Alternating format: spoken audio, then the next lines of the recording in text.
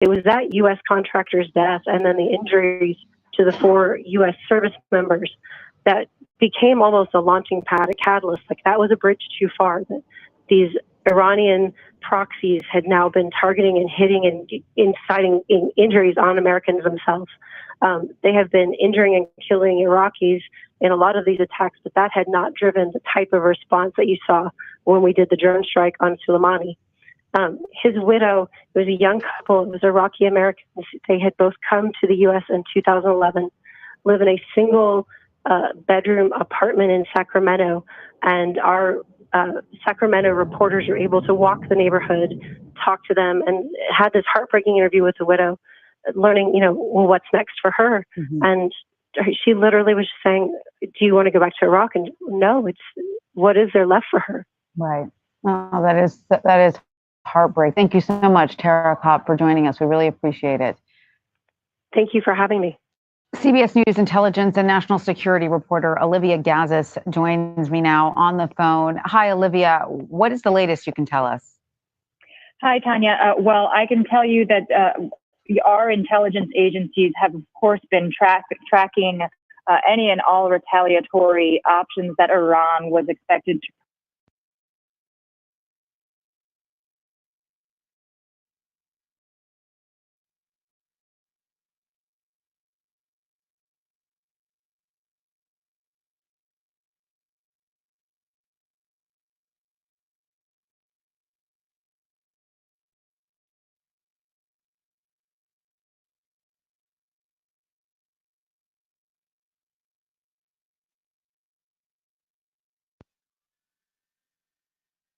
that Iran was expected to pursue, and everybody had been on and prioritizing force protection in the region.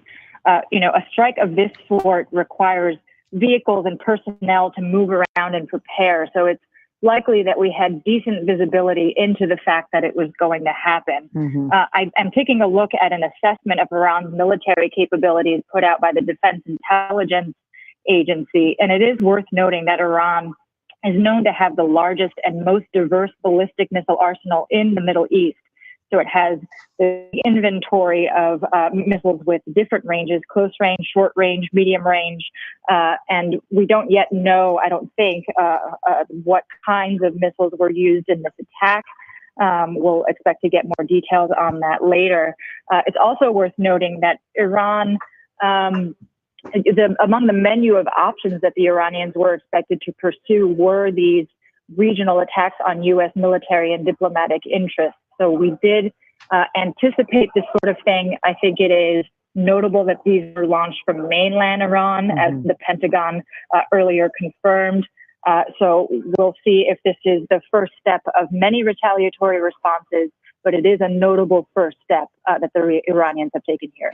Now, it's from the Al-Assad Air Base and the Iranian border. Were these missiles not detected prior to impact? I'm not sure that we know exactly that information as yet, Tanya, but some of these missiles that the Iranians are known to have can travel up to 2,000 kilometers. They can make it as far as Israel, of course, and southeastern Europe. So it's not sort of out of right. It's not out of the range of possibilities that they have. Right. Artillery that will make this cover this distance. Okay, Olivia, thank you so much. Please stand by if you will. I also want to bring in Robbie Grammer. He's a diplomacy and national security reporter at Foreign Policy. So, Robbie, what's been the diplomatic response so far? I mean, I know we're still assessing damage, and there will certainly be a military response forthwith, but what has been the diplomatic response? Hi, Tanya. Thanks. Well, right now, obviously, it's still in the initial aftermath. Reportedly, Trump's national security team, including Secretary Pompeo, is meeting at the White House. But earlier today, Pompeo spoke to reporters and said that the Trump administration was prepared to respond to retaliation in any form from Iran, saying in event the Iranians make another bad choice, the president will respond in a way that he did last week, which was decisive, serious, and messaged. And so I think what we're going to see right now, in the immediate aftermath is the team coming together, consulting with allies and having, charting a path forward, keeping in mind that a lot of the allies and obviously the government in Iraq are incredibly afraid of how this could escalate and potentially stumble into a broader conflict between Tehran and Washington. Yeah, give us a sense of what American allies must be thinking right now in the initial aftermath of this. I mean, we do know that some American allies were withdrawing their troops from Iraq as a result of the attack on General Soleimani. What must they be thinking at this point? Well, the foreign diplomats that I've been talking to, everyone agrees that Iran is this destabilizing force in the region, but they're really nervous right now. Mm-hmm. We saw NATO withdraw its military training mission in Iraq. We've seen allies like Britain and Canada either prepare to withdraw or move troops. So they're urging restraints on both sides now, and also reaching out to the Iranians, to the Iranian foreign minister, engaging him in Brussels to try to find an off-ramp to this escalation. And how is Iraq responding? Has there been any response from the government? How is this playing out on Iraqi news stations? Well, right now there hasn't been. I think it's too soon to tell what the official Iraqi response will be. But from some of the experts and Iraqi officials I've spoken to, this just confirms a lot of their worst fears, that Iraq is going to be caught in the crossfire here of this escalating tension and conflict between the United States and Tehran. I can't directly confirm, but there have been reports of Iraqi casualties already in the initial aftermath. Mm-hmm. So the U.S. is still doing its damage assessments, and there haven't been any reports yet of any casualties of U.S. service members. Right. And is Iraq likely to respond to these casualties? Who are they likely to blame for them? It's difficult to say. I think it's true that the U.S.-Iraqi relationship has really deteriorated quickly since the killing of Soleimani. We've seen the Iraqi parliament call for the expulsion of U.S. troops, and Trump threatening sanctions against Iraq if it does so, which is really unprecedented. And keep in mind, the government, amid all these protests, is in a really precarious position with an acting prime minister. So it's in a really difficult position, but I'm not sure it has much leverage to respond either on the Iraqi or on the U.S. side so far. And, I want to bring in Ben Taliblu once again. Behnam, I'm still not clear on what exactly the end game is here for Iran. So I think Iran wants to say that they won't take a strike that killed their most important military figure in the past 40 years lying down. And moreover, they don't want to create the impression that Iran absorbs retaliation, much like the U.S. had absorbed a fair amount of retaliation and escalation from May to December of 2019. Right, but that's still a temporary, positioning, and that's sort of temporary posturing. What is their ultimate end goal in terms of their relationship with the U.S.? Well, the relationship is to continue to have a war with the U.S. Iran, in many ways, has been on war footing with Washington since 1979, since the divorce of two friends during the Cold War period into two now very bitter enemies who are actually now at loggerheads physically, it seems like. But the assumption that Iran wanted to send a signal is driven by something larger, and it's driven by Iran saying to America that when you threaten, we'll threaten. There's a Persian saying for this: a missile against a missile. So Iran is trying to reestablish its own deterrence. You've heard the Trump administration talk about trying to deter Iran, trying to limit Iran's freedom of action in the region. This is Iran trying to push back on that and saying, no, we have a free hand in the region. You will not impede our access to the region. And they're choosing a missile, given the capabilities that they have to respond to that. So it's a missile for a missile, a threat for a threat. Even in 2012, when there wasn't any of this going on, when we were a year outside of the interim nuclear deal, Khamenei took to the nation then, and he said a threat against a threat. And that was when Iran launched a couple of foreign terrorist campaigns in response to EU oil sanctions. So Iran does respond with a different tool based on a different threat, but it's always trying to equalize, always trying to create the impression that it will not let one linger. But how does that serve it? How does it serve the country ultimately, economically? Economically, Iran is still playing a medium-term game. He knows that this is an election year for Washington. You can look at the Dow price right now. Oil prices have spiked just a bit right now. Iran is trying to dislodge the Trump administration. Let's be clear. Maximum pressure was remarkably effective, but in record time on macroeconomic indicators alone, like GDP, oil exports, value of the currency relative to the dollar. On all these things, the U.S. had accomplished economic pain in Iran unilaterally, not even multilaterally. So the whole point of Iran's escalation campaign since May against the drone, against the oil facilities, is to upend this sanction strategy. And the only way it seems like the strategy will be upended is if there's a different occupant in the White House. Right. So the goal is to have this death by 1,000 cuts campaign against Washington, where Washington absorbs escalation and retaliation and said that's not worth responding to, that's not worth responding to, looks weak, absorbs it further, and is ultimately voted out. Right. All right. So Hunter Walker joins us now on the phone. He's a White House correspondent for Yahoo News. Hunter, I know that you've been reaching out to the Trump administration. What is the Pentagon saying? Well, right now, as of a few minutes ago, we did not have any information about casualties, but they did confirm that more than a dozen ballistic missiles were launched at these two bases in Iraq. They believe they were launched from Iran. Interestingly, one of the bases, Al-Assad, is actually where President Trump visited last year. So that's pretty much everything we're hearing. Obviously, it's a pretty fast-moving situation, but they have confirmed there was a strike, and we do not have information about casualties. And pretty much all the top officials, the vice president, secretary of state, everybody is convened at the White House right now? Yeah, the press secretary, Stephanie Grisham, told me that the president had been briefed. I reached out to her right at the initial reports of the attack. And she also said that he's monitoring the situation. So, I do believe that, we also heard from the DOD that they are following this very, very closely, as you would expect. Right. But at this point, no additional information about American casualties, and the damage is still being assessed. Is that correct? Exactly. As of about an hour ago, they were saying that they are still getting battle damage reports. I think, the main question on everybody's mind now is what comes next. I mean, we saw the president in the Oval Office today during his meeting with the Greek prime minister, and, he backed off from this earlier threat he issued this weekend to target Iranian cultural sites because there was a lot of backlash that's actually against international military law. Right. But he did say that if Iran, does anything to hit American citizens or American assets, that we would respond, he said, quote unquote, very strongly. So I think the big question on everyone's mind tonight, I'm sure the listeners as well, is sort of when does this chain of retaliation stop, and does it stop at all? Exactly. Where does it lead? Thank you so much. Behnam, I want to bring you in if you're still there. Is there any speculation about the exact type of missile that Iran used?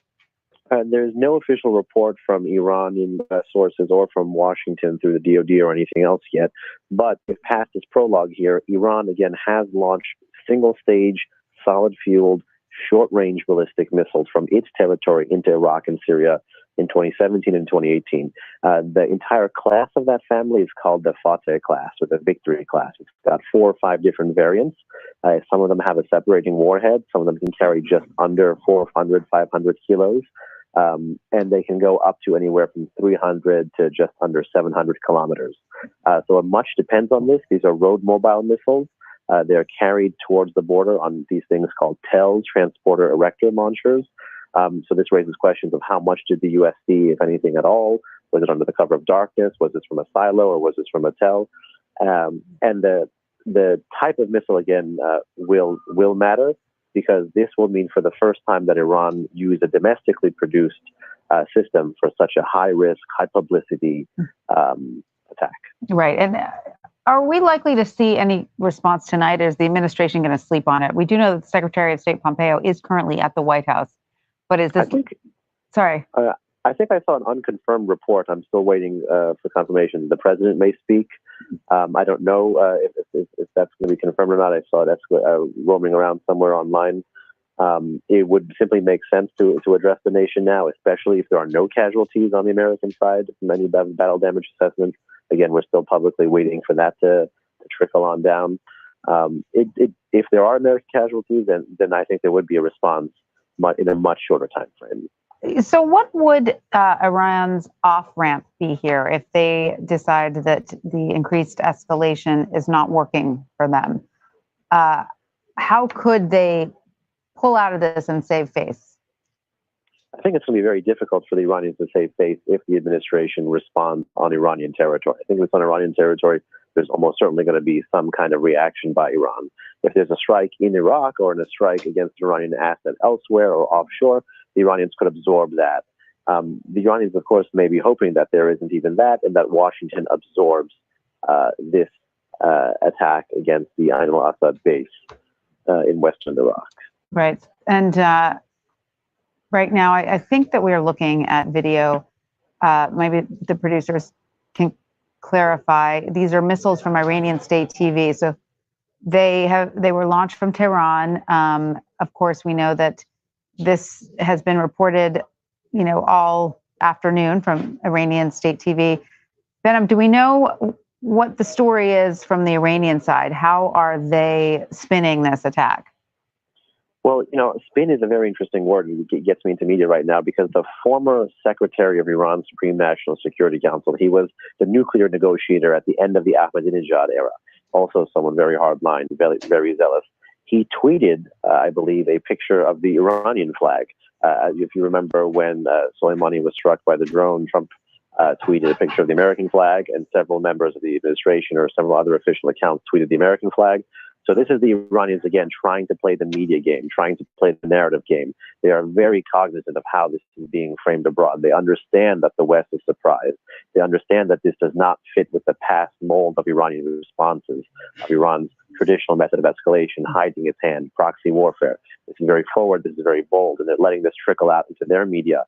There's even an unconfirmed video that I saw from another military watcher on Twitter that had a picture of Soleimani in the booth in the area where the missiles were launched. So clearly symbolizing that this is in response to the killing of Soleimani. So they're spinning this as retaliatory. They're spinning this as defensive. But again, this is one very large, very costly, very dangerous signaling exercise by the Iranians. Absolutely. All right, Behnam, hang on, if you will, stay with us. I'm going to bring Olivia Gazis back in. Olivia, Esper, Pompeo, and O'Brien are all meeting at the White House right now. What do we know? Well, we know that they are in the Situation Room, likely reviewing the intelligence that is coming in and discussing what the U.S.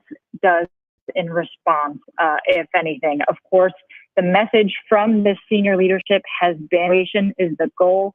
The Secretary of Defense saying today that the goal was not to start a war, but warning that the U.S. will finish one if need be. The president, of course, also said earlier today that the United States was totally prepared to respond to Iraq.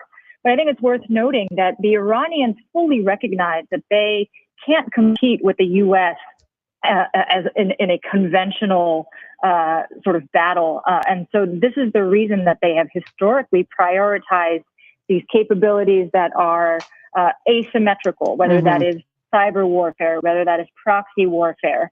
And so it may be that they decide that they have exacted enough of a toll here and would stop if the United States stopped too. That will, of course, depend on whether there are any American casualties, which the president has previously said was a red line for the United States.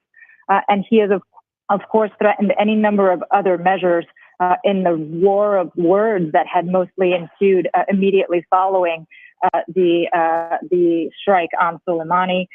It will be an outgrowth of their conversation tonight in the Situation Room as to what next steps the United States will take. Absolutely. Thank you so much, Olivia. Let's bring in Dave Sears now. He's a retired Navy SEAL. Dave, what can you tell us about the choice of retaliation on the part of the Iranians? I mean, they could have done a cyber attack. They could have tried to target a domestic soft target. Instead, they went for something a little flashy, something that they could show on state TV, and something fairly aggressive. What does that tell you?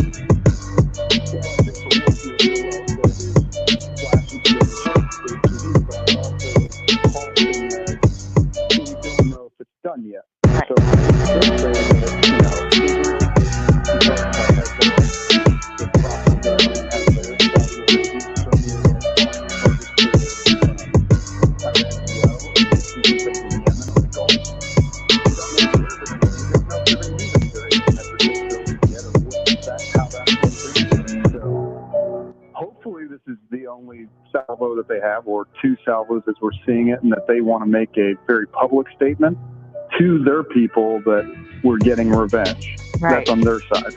And they're hoping, you assume, or we assume, that this is where it ends. I think that that's what Iran's hoping. I think that that would be a huge miscalculation.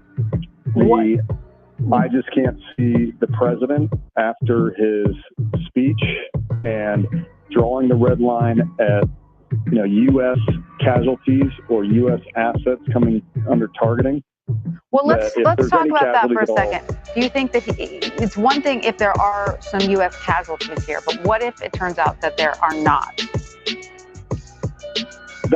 That'll be interesting on how he's going to deal with that. I still think, these are joint U.S.-Iraqi bases, so there's likely to be equipment, and I think that you are going to see, if I had to guess exactly sort of what the president called for, you're going to see a completely disproportionate response from our side.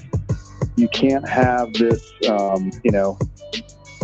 one-for-one type response. I think that what he's likely looking at giving them is a very overwhelming response. What would that look like? Would look like completely wiping out their ability to project power. That means ballistic missile targets, so they can't launch anymore, naval targets, any possible nuclear targets that they're developing. It could be possible Quds Force locations outside of Iran that are their asymmetric things that are in Syria. We know their base is there. I think it could be a large array of all of the above. And wouldn't that result, if there's casualties. Wouldn't that result then in just more of a military commitment to the region than this administration really wants, has a stomach for? I don't think if you actually have that overwhelming response, it completely eliminates Iran's ability to do anything. Are you talking about sort of shock and awe? We have that capability. Yeah, no, I mean, we could degrade their capability to the point that they have none. It's not, Iran isn't like the United States. It's not that big. It's not Russia or China. So you could conceivably target all their capability to do things if you really wanted to. So, and that would be without a regime change, just leaving the government there and just wiping out their military. Yeah, absolutely. And then saying, okay, leave it to the people. What do you want to do? And I think you would have another effect as well if you stick to military targets, especially as they are in Iran. You can really, really limit any civilian casualties on the populace. And remember, the people aren't super happy with the regime in Iran right now. No, there have been a lot of protests, There's a lot of protests. And so which way do they go on this? If they see, now one of the reasons that they have such a problem with the regime or doing anything about it is, for example, the last protest, I think there were reports of, up to 1,500 Iranians, another 2,000 in prison. They can't do anything. But if you take out some of this infrastructure that is, Iran's domestic infrastructure as well, the people may see an opportunity to rise up. I don't know that would happen, but the opportunity may be there. Or Iran will have to rebuild so much that they just will not be able to project any power around the globe at all. Wow. That is conceivable. Well, Dave, that's a pretty dramatic picture that you've painted for us. Hunter, what do you think of the likelihood of that, of the U.S. responding to the point where it just wipes out the military? The regime just gets rid of the military. I mean, I think there's two different things that we have to look at right now. What is the likelihood that the U.S. would respond, and what would happen afterwards? And I think the likelihood that we will respond is very high. As we were saying earlier, President Trump said we would respond, quote unquote, very strongly if any American assets or Americans were targeted. And everyone I've talked to, including sources close to the president, right after the Soleimani killing, were very clear that this was likely going to lead to escalation. I mean, one person said to me, this is a source close to the president, they attacked us, referring to the protest at the Baghdad embassy. We attacked them. They're going to have to respond now. Quote, we are on this path. But the other question is what you were posing before, what would happen and what is this likelihood? And that your prior guest was saying that we would totally wipe out their military and that their people would be sort of rejoicing the American liberators in the street. And I have to say, with all due respect, I remember 2003 when people were making very, very similar arguments about Iraq and Afghanistan, which were much smaller countries with, smaller military capabilities. And I think, if we look at the lessons of history, we are right now playing with a situation that is very similar to the other conflicts we've gotten in the Mideast, and they have not been remotely as easy to extricate ourselves from or end as a lot of people predicted at the outset. So I definitely don't want to be someone predicting that this, is guaranteed to be some kind of tremendous success for us. This is, even the people in the White House are aware this is a very dangerous situation. Right. I mean, wiping out the military complex would have repercussions far beyond just, just getting rid of their weapons. It would have, economic repercussions. It would have all kinds of infrastructure repercussions, and then we'd sort of be on the hook for, what's going to happen to these people, right? And then let's look at what happened in Iraq, right? We did essentially affect regime change there, but a lot of the leadership of the Ba'ath Party ended up becoming the leadership of ISIS. So, there's been this ongoing cycle of conflict in the Mideast for 20-something years now, and it's hard for me to envision a situation where, this continued escalation in Iran wouldn't just add to that. Okay, so where will it end then? Where will the U.S. escalation end? Because obviously if we keep going tit for tat, Iran can't match us. So at some point we're going to have the final word. I mean, we haven't had the final word in the Mideast in a long time, but I think, you are right. As I was saying, even sources close to the president kind of expect tit for tat here. One thing that I would note is in, 1988 was really the last time we had this kind of direct military confrontation with Iran. It's called Operation Praying Mantis. And that's when we struck in Iranian territorial waters in retaliation for the mining of the Persian Gulf.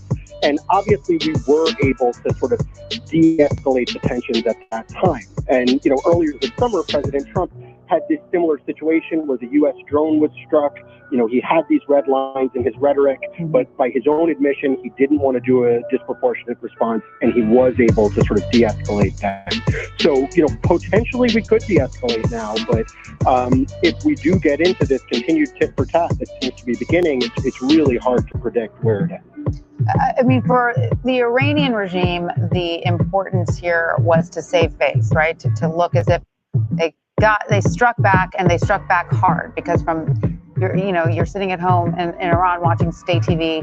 It looks like a big deal, right, on your television set.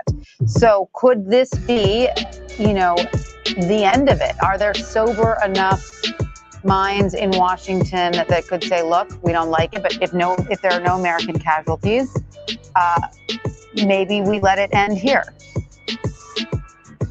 Is that possible? Yeah, I think one big question that I have is there any deconfliction channel between the U.S. and Iran now? There have been some reports that Oman and Qatar have tried to sort of act as a go-between. It's not really clear how effective that was.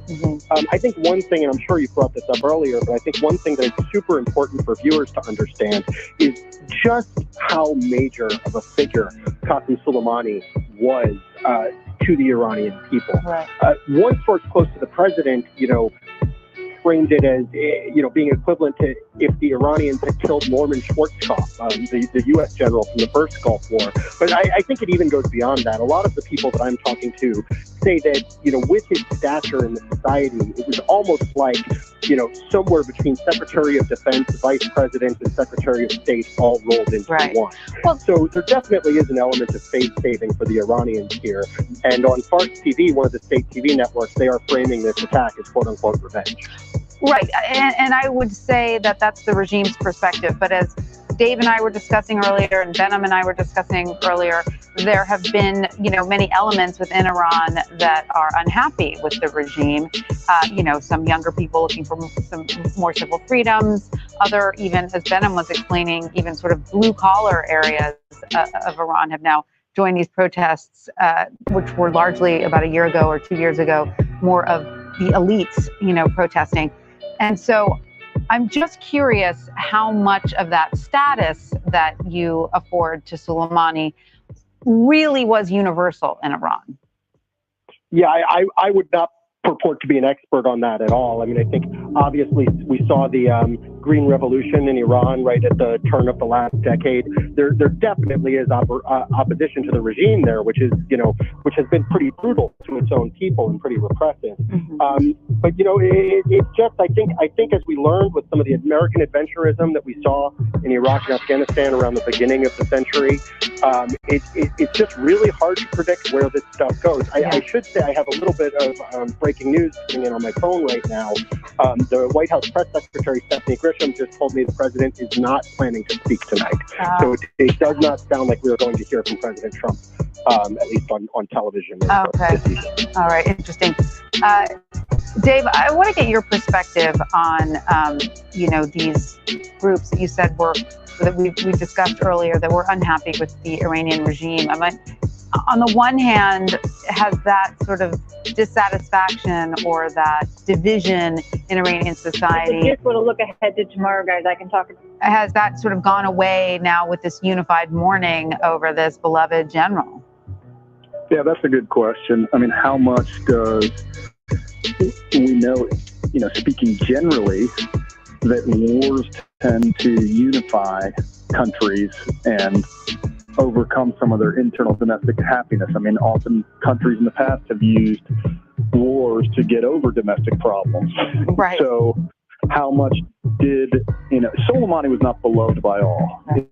He was a large figure that came from, grew up in the, just post-revolution, the Iran-Iraq war is really where he came to sort of begin to come to prominence. He was injured there and then began working his way up.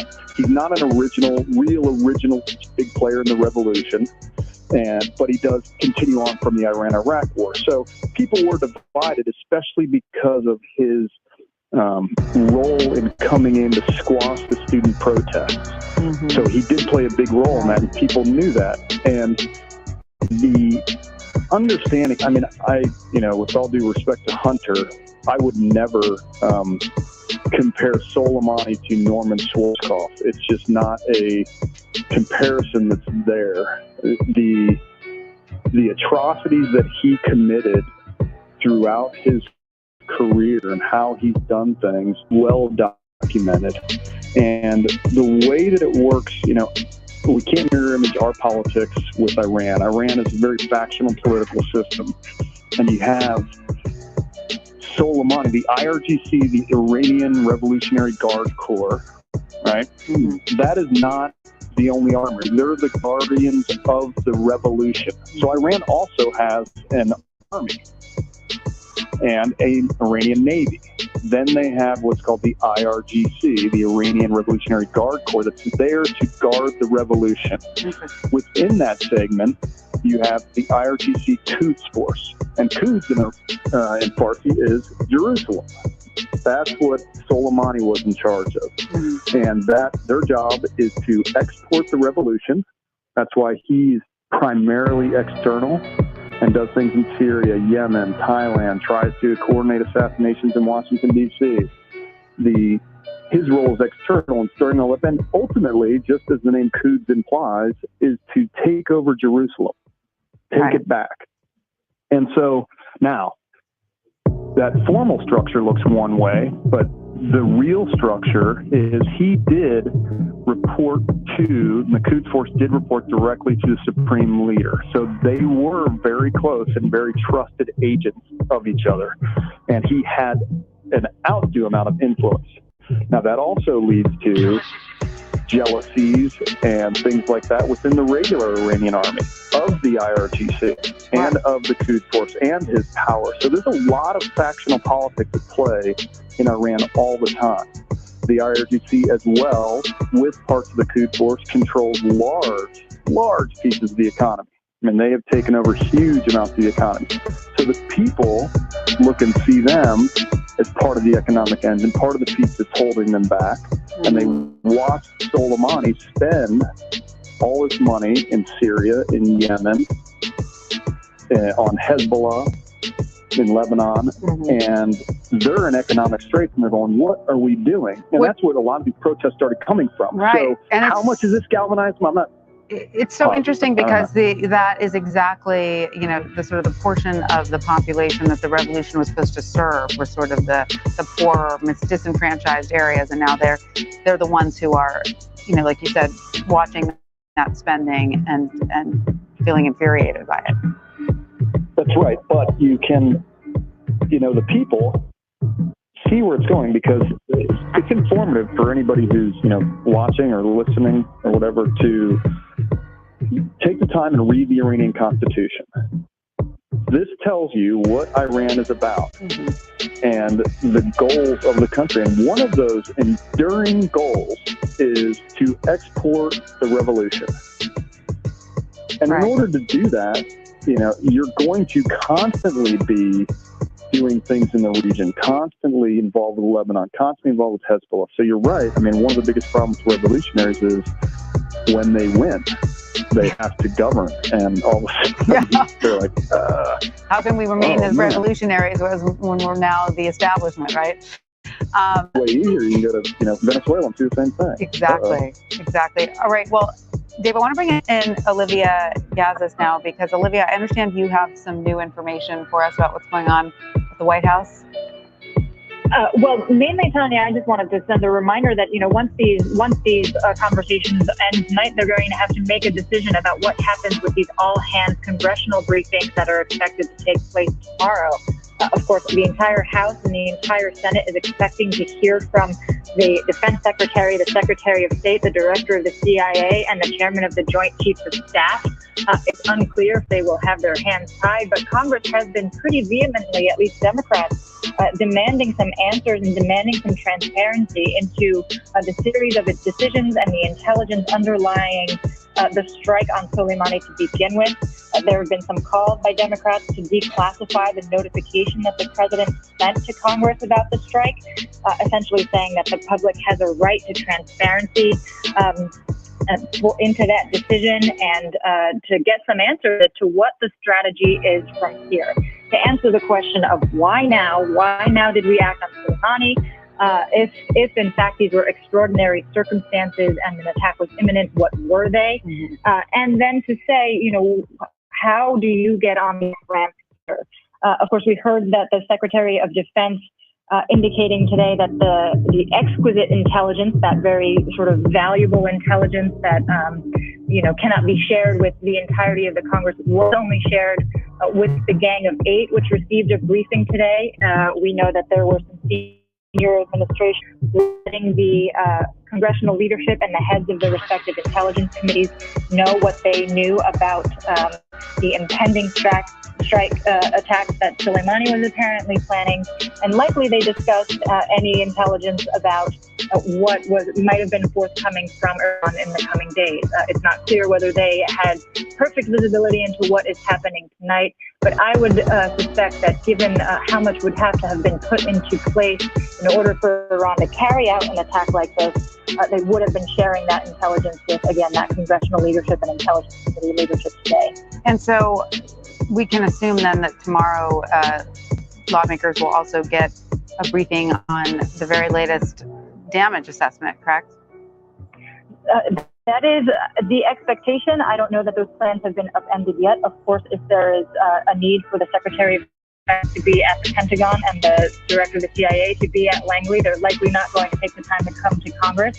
However, lawmakers, have been, as I said, pretty adamant that they need answers. Of course, if it is a national security emergency and there are American lives at risk, that's going to take a front seat to any congressional briefings. But I am sure that those, especially in the aftermath of this attack, those calls by congressional leadership to have the administration explain its decision-making and its strategy here are only going to intensify. All right, Olivia Gazis, thank you so much for that update. And we're going to bring in now CBS News foreign correspondent Ian Lee. Ian, rockets were launched near the U.S. consulate in Erbil, very close to where you are. What's the latest on the ground there? Well, Tanya, it's a really fluid situation right now. People are just waiting to see if there's going to be another barrage of rockets. I think, those two rockets, we heard them actually a little after 1 in the morning here, local time. We heard 2 loud explosions. Those were just north of the consulate. What we're hearing, though, is there no casualties have been reported, and far north of the consulate, not in the general vicinity. Our team went out there to check the consulate, and it was fairly calm around there. No sense of emergency. So it seems like those missiles landed quite far north of the consulate, north of the American military presence here in Erbil. But the question now is, are there going to be more? And that's something that they're going to be watching closely tonight. Is there more going to be incoming?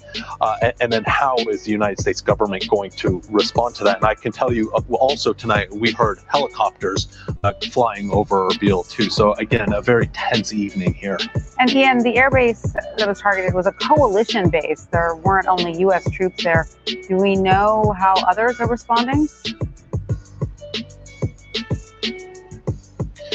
Well, right now, it really is just wait and see what's going to happen. We're expecting the president to talk potentially a little later to kind of give us an update what's going on. But right now, what we're hearing about, at least from that base, they're assessing the damage, assessing what happened. We haven't heard of any casualties at the Al Asad Air Base, which is west of Baghdad, about 100 miles. But you said it is a coalition air base.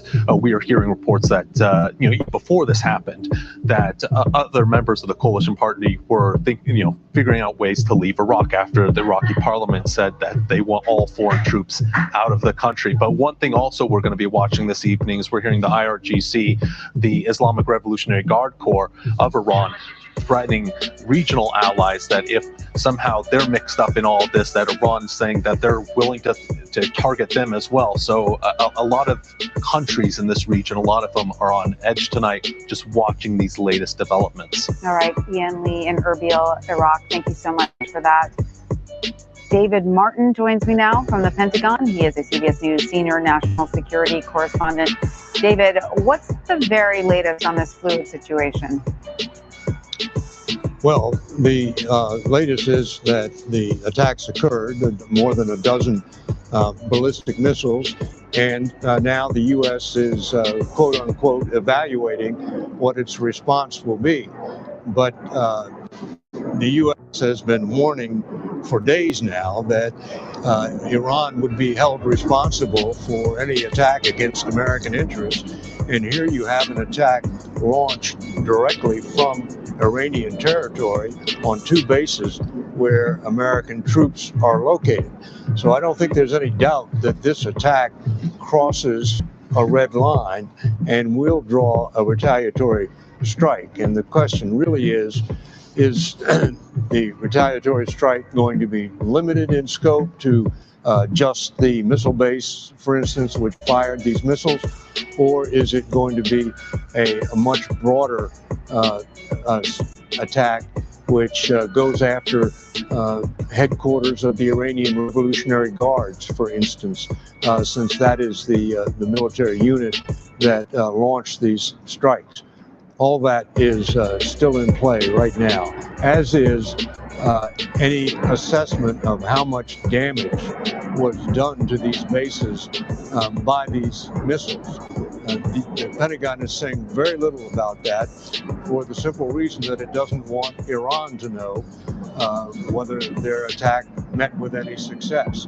So the fact that the Pentagon is saying it is still evaluating battle damage is really just a placeholder on what really happened. So you're saying that at this point the Pentagon knows exactly how much damage there was? Well, they certainly have reports of how much damage there was. One of the first things that would be reported is the extent of casualties, because of course you'd need medical assistance, and we just haven't heard any reports one way or the other. Now, if there are American casualties, however, that will presumably be reported, correct?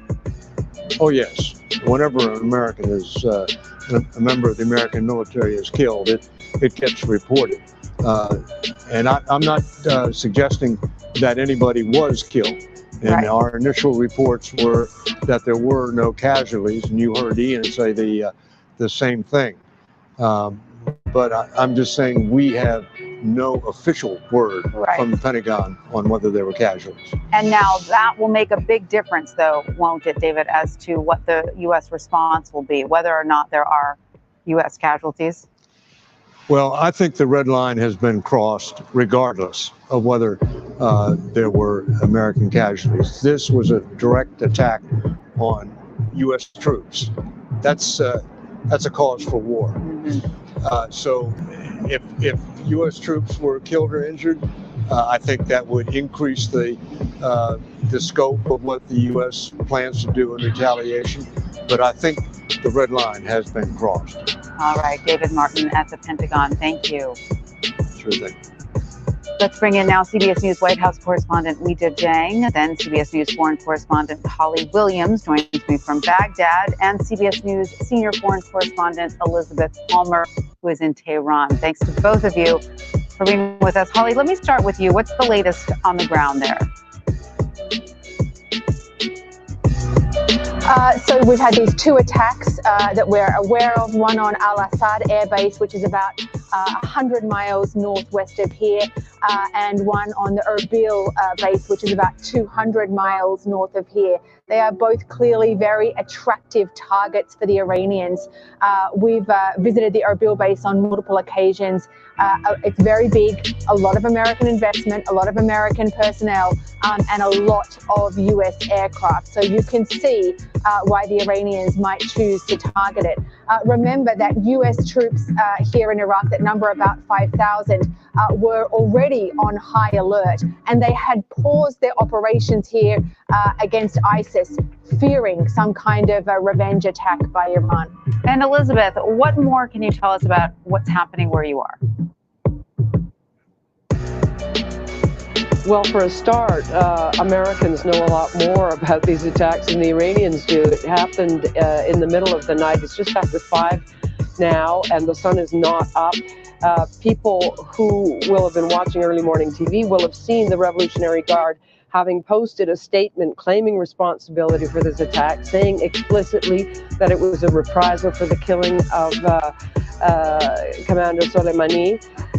And the guards have also posted video of what they say are the outgoing missiles being fired from Iran. The missile is a surface-to-surface missile, a well-known weapon in the arsenal.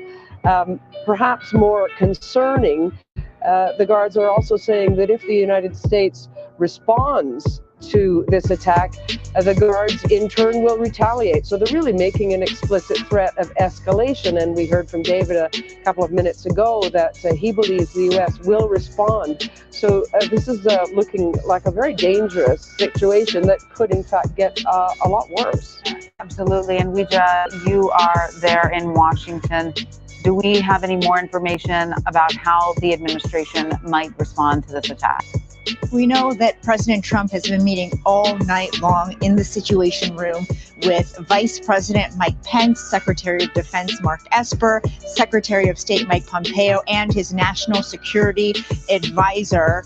And so far, we have not heard anything from the president online or in person. And CBS News has just learned that he will not be making any sort of formal remarks tonight from here at the White House, but certainly the question is what their next move will be. And we know that this is something they've already been mapping out, anticipating that Tehran would respond in some sort of way. Today, during a string of rare press conferences, in fact, all three of those people who I just mentioned, aside from Vice President Mike Pence, gave rare press conferences to say that if Iran were to do anything, were to make bad decisions, that this administration would be ready to respond. And I think part of the reason why we are not hearing from the president tonight is because they still have to decide exactly what that looks like and weigh the potential consequences, because Democrats on Capitol Hill are already publicly expressing their concerns that this could only be the beginning, that there could be a tit for tat. And, if the U.S. responds as it promises to do, what will Iran do next?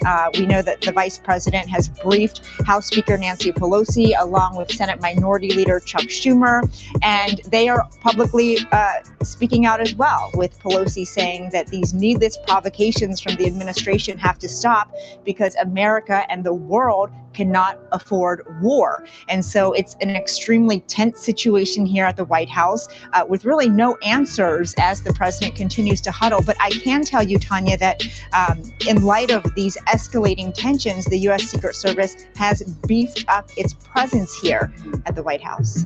And we know that lawmakers were all set to get a briefing on that original attack against General Soleimani, and that was supposed to happen tomorrow. Is this briefing still going to take place as scheduled, and will it now include more information about the damage done by these two attacks and the retaliation plan? Well, as far as we know, it is still on a schedule. Just today, the White House briefed the Gang of 8 of congressional leaders with classified information regarding that Soleimani attack. But certainly, if that happens tomorrow, as it's expected to, there will be brand new questions about what has now developed and what the administration plans to do moving forward. Pelosi is planning to take a vote, was planning, perhaps still is, especially in light of what happened, to take a vote on a resolution to limit President Trump's military actions against Iran.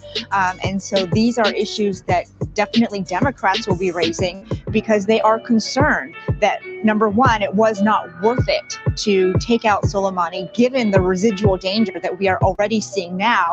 And number two, they want to stop potential escalation because even though the president and his cabinet members have said the ball is in Iran's court to de-escalate. Many critics of the administration are arguing that the U.S. has to de-escalate as well. And so they have to somehow come to a compromise before we frankly do end up in war.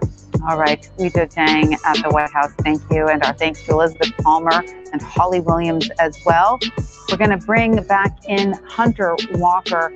Hunter, we just heard from Weijia about, the huddle that's taking place at the White House and the calculations that are going to be made tonight and the briefing that lawmakers are set to get, from officials about that first strike.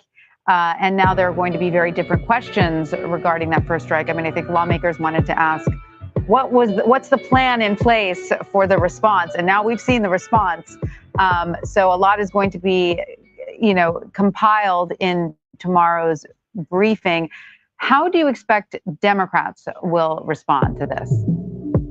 Yeah, well, I think it's an issue for it's an issue for Democrats on the Hill, and we're already seeing our first indications that it's an issue for Democrats on the 2020 campaign trail. Vice President Joe Biden was at a fundraiser tonight, and it was in the suburbs of Philadelphia. And according to Julia Caruso, the local pool reporter for the Philly Inquirer, he briefly addressed the strike while, prefacing it by saying he didn't have many details and he only wants to speak generally. Joe Biden's comment was that, quote, what's happening in Iraq and Iran today was predictable. Not exactly what's happening, but the chaos that's ensuing. And he blamed Trump for withdrawing from the nuclear deal and also for the killing of Soleimani. He said of Trump, quote, but the things he's done and said in the meantime have been close to ludicrous, including threatening to bomb holy sites. And I just pray to God as he goes through what's happening as we speak, that he's listening to his military commanders for the first time, because so far that has not been the case. Right. So I think Biden's comments are really indicative of how we're going to see Democrats, really criticize President Trump for the escalation here. Well, let's just drill down for a second on that threat by President Trump that was widely criticized, that threat to attack, national or, religious artifacts or institutions in Iraq. I believe the administration has backed down. I think Mark Esper was asked about that at one point, and he said that would constitute a war crime, and we don't commit war crimes. And I believe the president may have said something today that indicated he was backing down from that specific threat as well. Is that your understanding? Yeah, so, what happened was over the weekend, the president tweeted that, the U.S. had 52 sites in Iran, representing the 52 hostages that were taken at the U.S. embassy during the revolution there, and that these sites, were ready to be targeted in the event of any Iranian retaliation. Now, that immediately prompted a bit of a backlash because a lot of people, said that it's against military law to target cultural sites. Right. So the president did back away from that. What he said in the Oval Office today, I have it right in front of me, was this is a quote from President Trump, we are, according to various laws, supposed to be very careful with our cultural heritage. And you know what? If that is what the law is, I like to obey the law. Right. But think of it. They kill our people, they blow up our people, and then we have to be very gentle with the cultural institutions. I'm okay with it, but he said if Iran does anything that they shouldn't be doing, they're going to be suffering the consequences, and very strongly. Right. That's so he did seem to back away from the specific threat to cultural sites, but he certainly didn't back down from the red line with Iran. No, absolutely. It's sort of a sorry, I'm not sorry kind of response. And in terms of a response that the White House might be framing today, we just heard David Martin at the Pentagon saying that he believes that this attack, whether or not American lives were lost, constitutes a crossing of the red line that the White House was talking about. What can we infer from the president's tweets and what he's said about the strength of the retaliation that might follow? Because in some ways, he may have boxed himself into a bit of a corner with some of the language that he's used. Yeah, I think it's really hard to gauge what the president's going to do on this. In Syria, we saw him drop the quote-unquote mother of all bombs at one point when he was interested in retaliating, but against something ISIS had done. But, as I was discussing earlier, there was this incident with the drone strike where Iran shot down one of our drones earlier this summer, and it seemed to violate his red line, but he did back down from that. And certainly on the campaign trail in 2016, he kind of indicated he would get us out of what he called, quote unquote, endless wars in the Mideast. Right. But as I was alluding to earlier, sources close to the president told me right after the killing, that they saw Soleimani as a very major Iranian military leader. They made the comparison to Schwarzkopf, and they said that put us on the quote unquote path. And they expected both retaliation from Iran and then a response from Trump. I think the real question that's going to come up with Democrats on the trail and on the Hill as we look at potential further escalation here is, what was this supposed intelligence that prompted the strike against Soleimani? Right. And my colleague Jenna McLaughlin has just published a story saying that Saudi officials warned of a cyber attack literally on the day of that strike, and that this warning, it didn't definitively accuse Iran, but experts believe that Iran was behind that cyber attack. Now, it's not clear that that's what prompted the killing of Soleimani. I don't think a cyber attack is the kind of imminent threat that the president has implied it was. But, when he was speaking in the Oval today, they actually asked the president, what was this intelligence that led you to make the decision to kill Soleimani? And Trump's comment was not an answer. He said, look at what he was planning. Right now it's classified. So I think that's going to be one of the bigger questions that we see emerge this week. What was this intelligence? And can the White House explain why they took this drastic step? Well, that's what lawmakers are supposed to hear tomorrow. So we'll see. Hunter, thank you so much. Let's bring in now Catherine Herridge. She is the senior investigative correspondent for CBS News. Catherine, how did what we heard from Secretary Esper earlier today set the table for what we're seeing play out? Well, at the news conference at the Pentagon earlier today, Secretary Esper really provided new detail and a lot of granularity about the intelligence that led to the strike last week.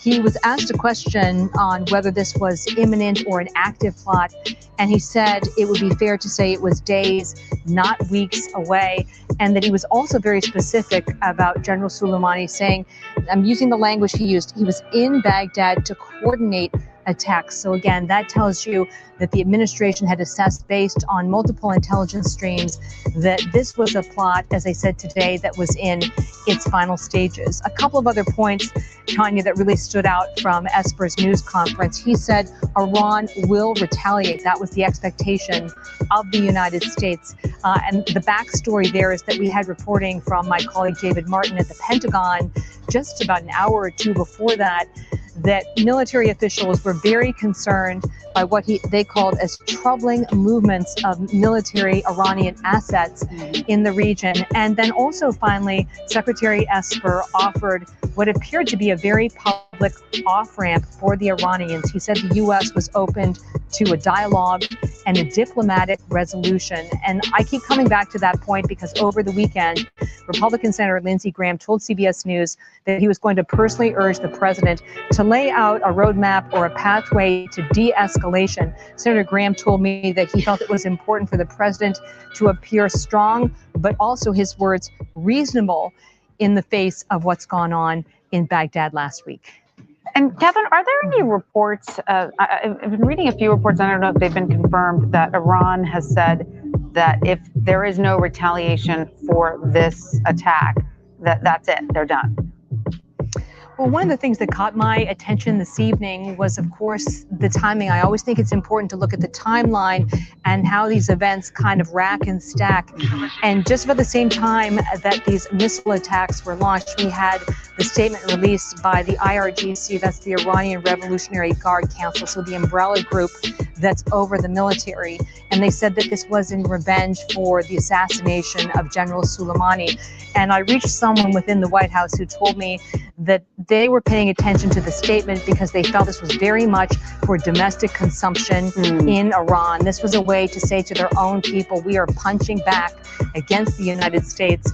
And my contact was operating off of very preliminary information, but they said they did not believe that this was the grand retaliatory strike that they had been anticipating or likely anticipating from the Iranians in response to the killing of General Soleimani last week. So they didn't get the sense that the Iranians were done?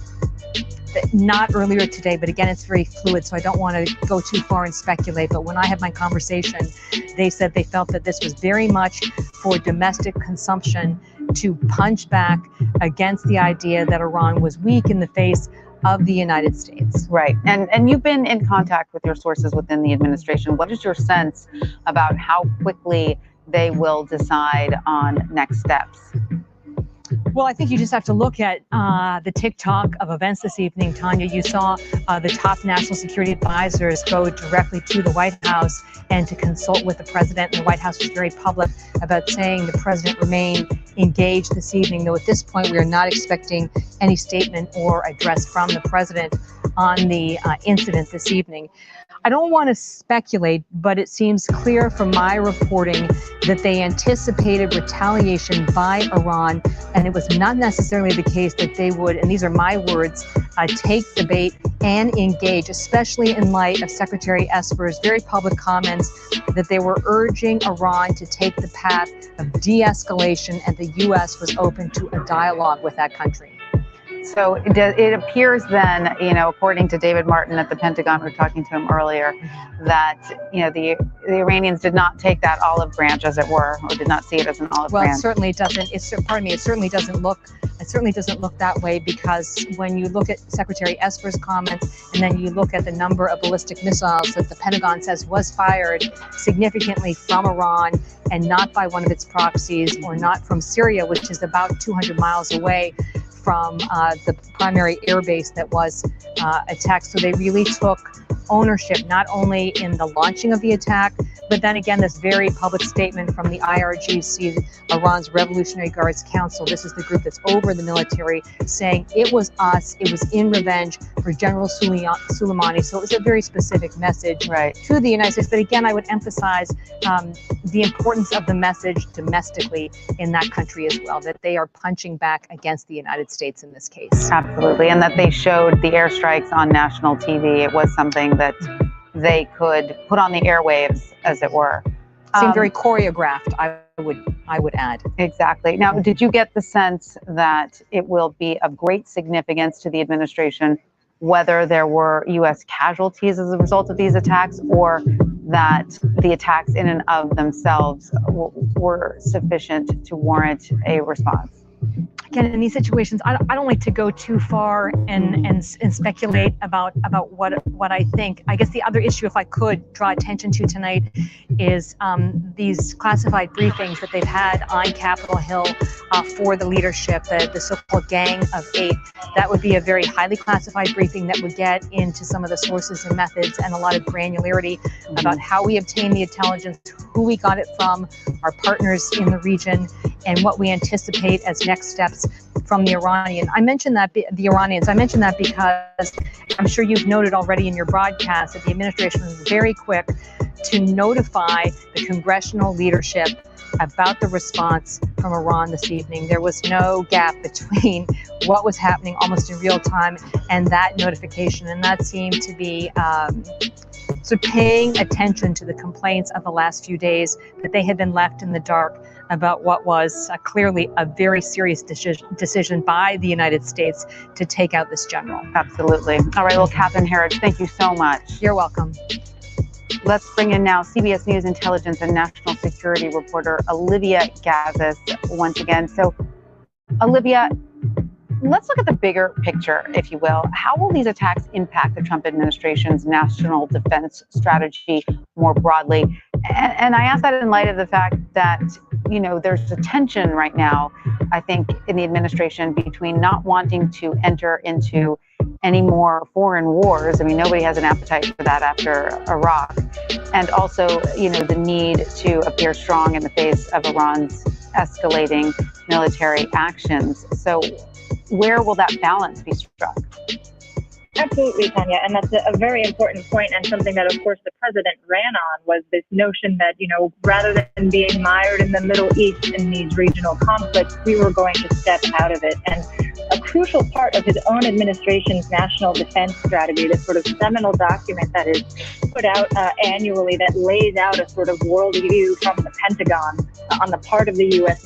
military, outlined this sort of necessary pivot to what it refers to as great power competition. You know, this notion that the U.S. is in a long-term strategic competition between nations like Russia and China, you know, rising powers, or at least important powers that would need to sort of meet with a U.S. counterbalance as they try to rise to economic and military prominence. You know, there's this notion also that the United States would have to pivot away from its efforts at counterterrorism that it had sort of focused its intelligence and military capabilities on for over a decade.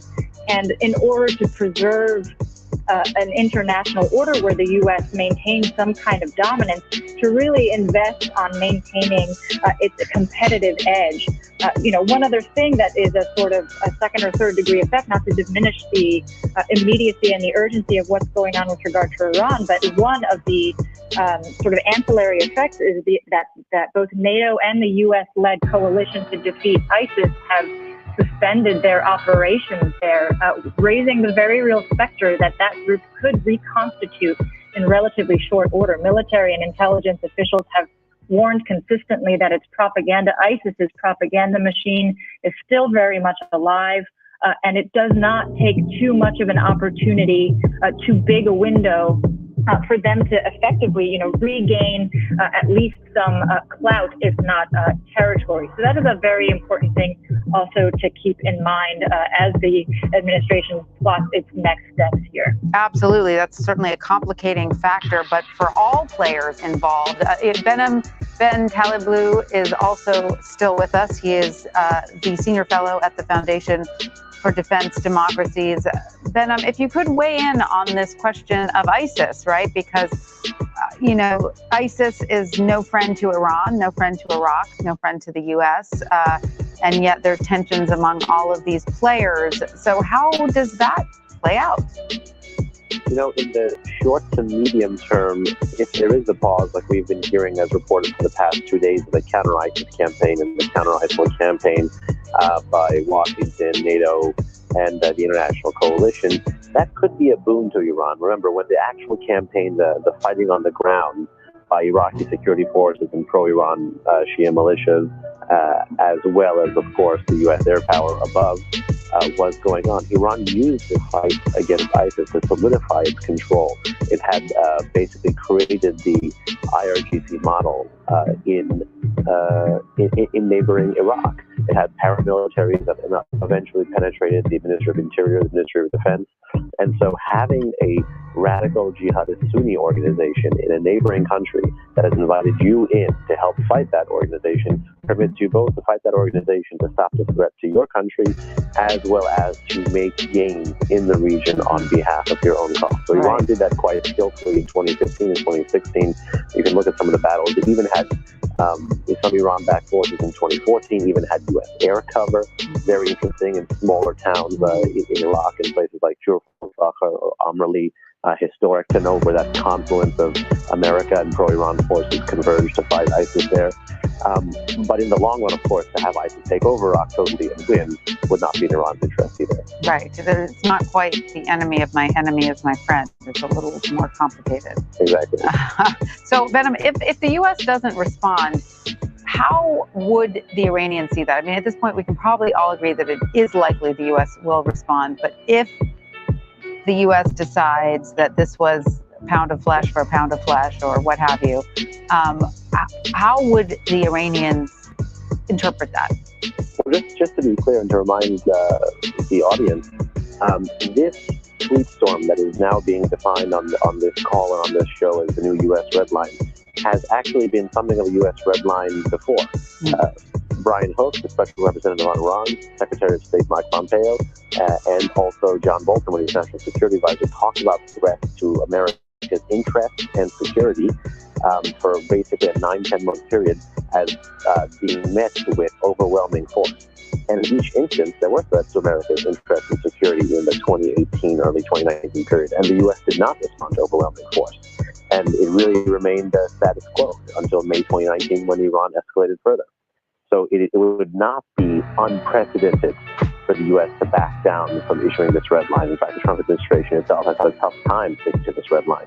That's why the events have been moving so quickly since December, because the Iranians did not anticipate this sudden 180 in the Trump administration's posture. But if the U.S. doesn't do it, it's entirely possible that the Iranians would have used this strike. Again, it's a low probability chance, but it's possible that they would have used this strike to respond to the killing of Soleimani and then simply sit it out. Meaning, if Washington doesn't respond, the Iranians are happy because they feel like they've restored their deterrence, and you go back to a game of escalation, but a much more manageable game of escalation that doesn't look like it's racing towards war anytime soon. It's also possible that weakness, as is the classic thing with authoritarian regimes, is provocative.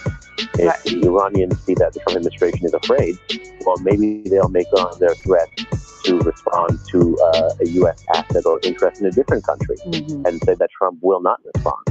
Or perhaps they would respond with a covert attack that is less easily traced directly to Iran. True. They can sneak one in, and the U.S. would have to first discover it, and then expose it, and then show its chain of attribution. All of this takes time, and time permits the opportunity, the mind to cool, and de-escalation to set in. Right. Well, would you agree, though, that whether or not the U.S. Retaliates here, that Iran is probably motivated to continue its strategy of aggression, maybe perhaps smaller aggressions, but for me, the decision point for Iran in the past year or so was May 2019. Until May 2019, Iran's policy was strategic patience towards America. You can wait out the sanctions pressure. May 2019, their policy became graduated escalation. Meet pressure with pressure, ratchet up the pressure, tit for tat over time. Unless the U.S. confronts you militarily, don't change the course. Now there's the potential for the U.S. to massively confront Iran militarily. If there is a conflict, or if there is a de-escalation by America and Iran senses this is weakness and pounces, then, of course, the policy could become just escalation writ large, where there is no measure or scientific rhyme or reason for why Iran goes from one type of escalation to another. Right now, there's a very clear political rationale. Make it costly for America, make America reconsider the fact that it started this whole conflict, make it reconsider responding to the terror threats about Soleimani, make it reconsider having left the nuclear deal. And so there was a political logic there. if we get to a point where there's escalation quite quickly by both sides, it could be less measured and less politically motivated, and thus lead to an accidental conflict. Even though both leaders, President Trump in the U.S. and Khamenei in Iran, have said publicly many times that they don't want a big war. And so, Ben, if you look at what the Iraqis want out of all of this, what would be the ideal resolution or result for Iraq? It depends very much on which Iraqi you ask. As of October of last year, countless Iraqis, hundreds of thousands, based on if you just look at some of the videos that you've seen, have been protesting against the Iraqi state. The political class is not representing their views, their wishes, their interests. In addition to corruption, in addition to mismanagement, in addition to resource scarcity, they are blaming the Iraqi government for being reliant on Iran. And the Iraqi government has not shifted to accommodate this blame, and the Iraqi government, the constellation is relatively the same. There probably will be some government change in 2020. So it depends which Iraqi you ask. If you ask the pro-Iran groups in the parliament, they would like to use this as a casus belli to evict America from Iraq. They'll say, you guys co-locate in our bases, you guys in Iran have drama, you guys in Iran have a conflict, kindly leave. And then in so doing, actualize an Iranian national security goal, which is to evict America from the region. Okay, great. Thank you so much, Ben. Ben, please stand by, if you will. Let's bring in now Catherine Herridge again. She's the senior investigative correspondent for CBS News. Catherine, what can you tell us about how the Department of Defense is responding? Well, the Department of Defense issued a very public and detailed statement tonight, Tanya. And what caught my attention is the level of detail, because it seems to lay the groundwork for future action if that is the course that the administration chooses to take. And it states in part a very specific number about the missiles involved. It says more than a dozen ballistic missiles against U.S. military and coalition forces in Iraq. And then it goes that extra step to say the source of the attack, and it says launched from Iran and targeting at least 2 Iraqi military bases. And then it continues further on, the United States will take all necessary measures to protect and defend U.S. personnel, partners, and allies in the region. So that's a lot of specificity in a statement that seems to set the table for a future response, if that is the decision the administration ultimately chooses to take, because it puts the ownership and the responsibility of the attack firmly with Iran and not one of its proxies, not one of its militias, and not one of its allies in Syria. Now, if we just kind of go back a little bit to the Oval Office spray with the president today, if you look at the language very carefully, he makes a number of points. He justifies the assassination of General Soleimani, saying that he was a horrible terrorist. He was someone who was responsible, kind of pioneered the idea of IED attacks and suicide attacks against our military personnel in Iraq. And just as an anecdote for you and folks at home, one of my contacts was explaining to me that there was a lot of sort of sweet irony in the fact that General Soleimani was killed on that route coming out of Baghdad International Airport, Irish, because this is sort of a 4-lane highway. It's very broad, but it was really one of the most dangerous stretches of road during the surge in Iraq. And it was a place where many U.S. service personnel lost limbs or were killed because of this strategy that was really pioneered by General Soleimani. And then also, I just want to again draw attention to the very specific language the president used at that news conference. He says, quote, if Iran does anything that they shouldn't be doing, they're going to be suffering the consequences, and very strongly. So a very succinct capsulization, if you will, of what his bottom line is. What we don't know tonight, and I don't want to speculate about, is whether the firing of more than a dozen ballistic missiles at these 2 bases that are used by the U.S., Iraqis, and I believe even others, constitutes the crossing of that red line. But we know the president has been meeting with his national security team, so his closest advisors, to make an assessment of what happened this evening and what the follow-on would be for the United States.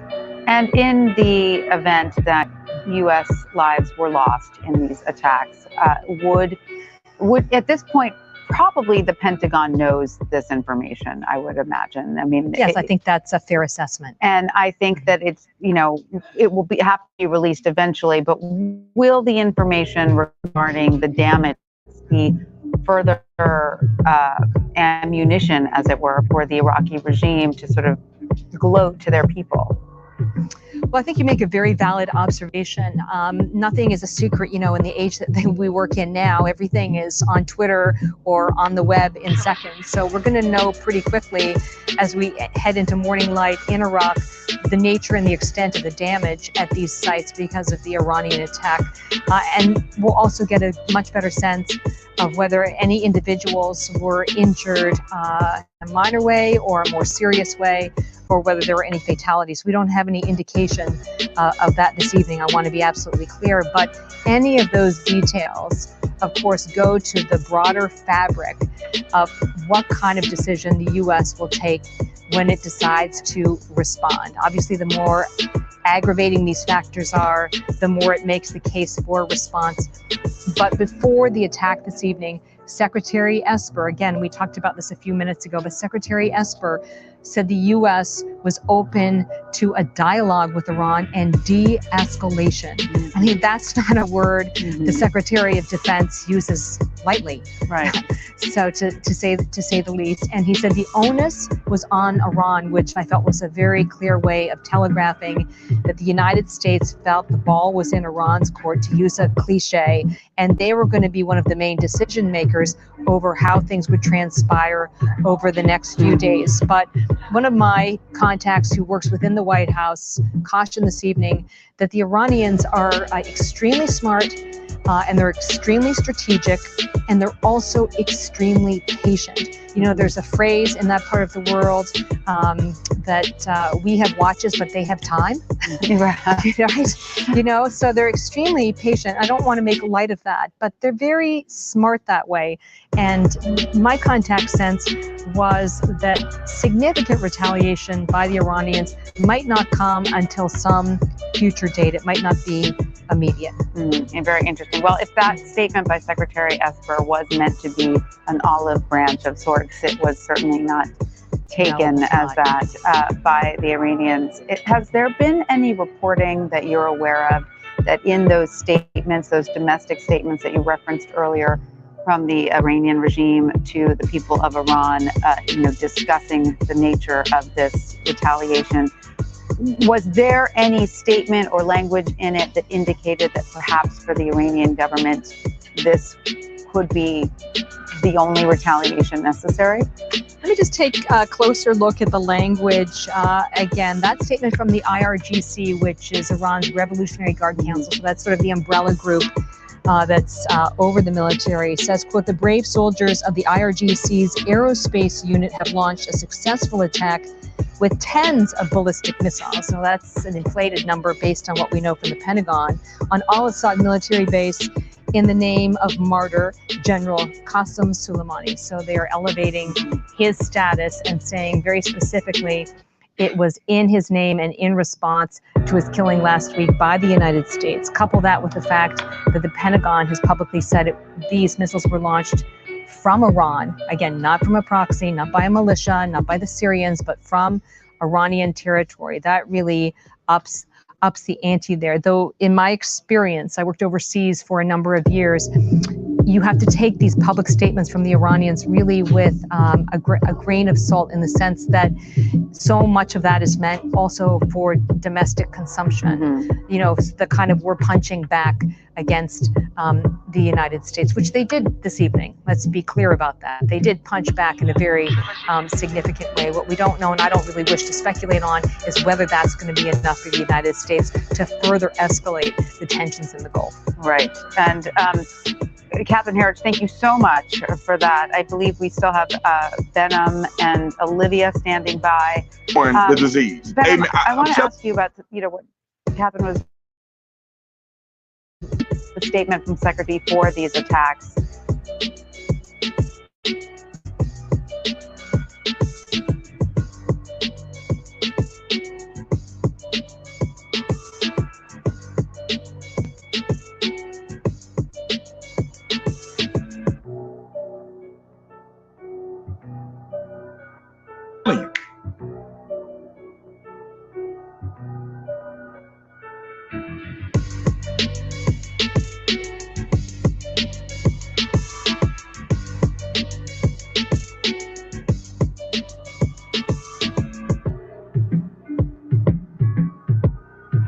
I'm telling y'all.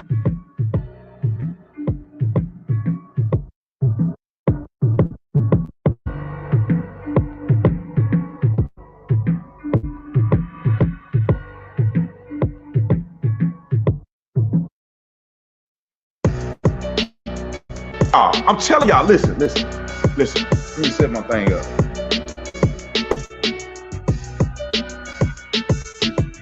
We'll follow again.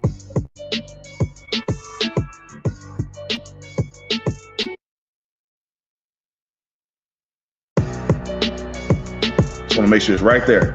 All right.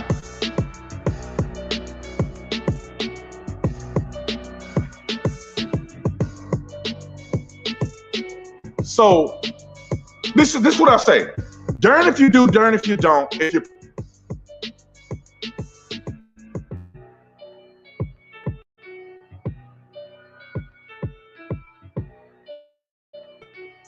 that suggested that, you know, the U.S. was hoping to de-escalate things, that, you know, that they were opening a path to dialogue. How likely would it be that the Iranians would accept that path? You know, there are a few times in the history of the Islamic Republic when they've done a 180 on the key national security prerogatives. And the Iranians can accept dialogue, but the conditions under which they do that is imperative to note, because pressure has to build and build and build and build. And then only when they feel like they've got their back against the wall, if they're offered an off-ramp, then they'll look for it, then they'll take it. And that's somewhat like how the Iran-Iraq war, which went on for 8 years, that's how it was ended. And I liken so much of the max pressure campaign of the Trump administration to a lot of the political, economic, and even some of the military conditions that existed during the Iran-Iraq war. That remains in the history of the Islamic Republic the blueprint for both war-making and peacemaking with the Islamic Republic. And it's important to keep offering Iran publicly a lot of these off-ramps. You know, in Washington, it may not be fashionable to look at the way the president has been tweeting about Iran, not, you know, recently, but in 2018 when the sanctions were being restored, because as he was restoring sanctions, he kept saying, I'd like to meet Rouhani, I'd like to meet Rouhani. And while there was criticism from the president's right flank, inside the country, inside Iran, that was seen as a positive, because the Iranian people were able to then chastise their own leaders and say, look, you're not even doing what North Korea did. You're not even sitting down with Washington. Why are you so ideological? Why are you so opposed? Why are you doing things to cause more pain for us? And that created a domestic source of pressure on the regime, and that was a boon to the administration's maximum pressure policy. So again, Iran negotiates very rarely earnestly, but only under conditions of massive pressure. Mm-hmm. And now Iran is feeling offended. Is feeling like it got a major lick in against the United States. It did cross the red line, as the president said on Twitter. It did have a summer of escalation against U.S. interests and assets and allied interests and assets and security in the Persian Gulf. But they haven't taken the off-ramp yet. Mm-hmm. One wonders if they are going to feel empowered if the U.S. doesn't respond, or if they are going to feel like they've gotten the message in and they're willing to absorb the rest of America's escalation, which could be sanctions, it could be covert, it could be cyber, it could be psychological warfare. Who knows? But that kind of language when the Secretary of Defense tells me that it's not the U.S. that's looking to rush to war. The U.S. is still being very, very, very judicious here. All right. Benham, thank you so much for that. We have team coverage here. Let's bring in CBS's Natalie Brand, CBS News senior intelligence correspondent Catherine Herridge, and CBS News foreign correspondent Ian Lee. He is in Iraq. So Ian, let me start with you. You are on the ground there. Can you tell us what's the latest? What time is it there, first of all? Well, right now it's just getting to be about 5:30 in the morning. This attack happened about 4 hours ago. We heard it with the two explosions here in Erbil. After that, we also heard helicopters in the sky. And just a little while ago, we also heard a fighter jet overhead. So it's still fairly tense here. Now, we understand that these two missiles landed north of the U.S. consulate, away from the U.S. military presence here. We haven't heard of any casualties. We had a team that went by the consulate to see if there was any action there. It seemed fairly calm from what we could see. So right now, there's just a lot of anticipation of, is this over, or is there going to be another round that's going to be incoming? Right now, really, no one knows. Had security there been beefed up? Were these attacks anticipated at all?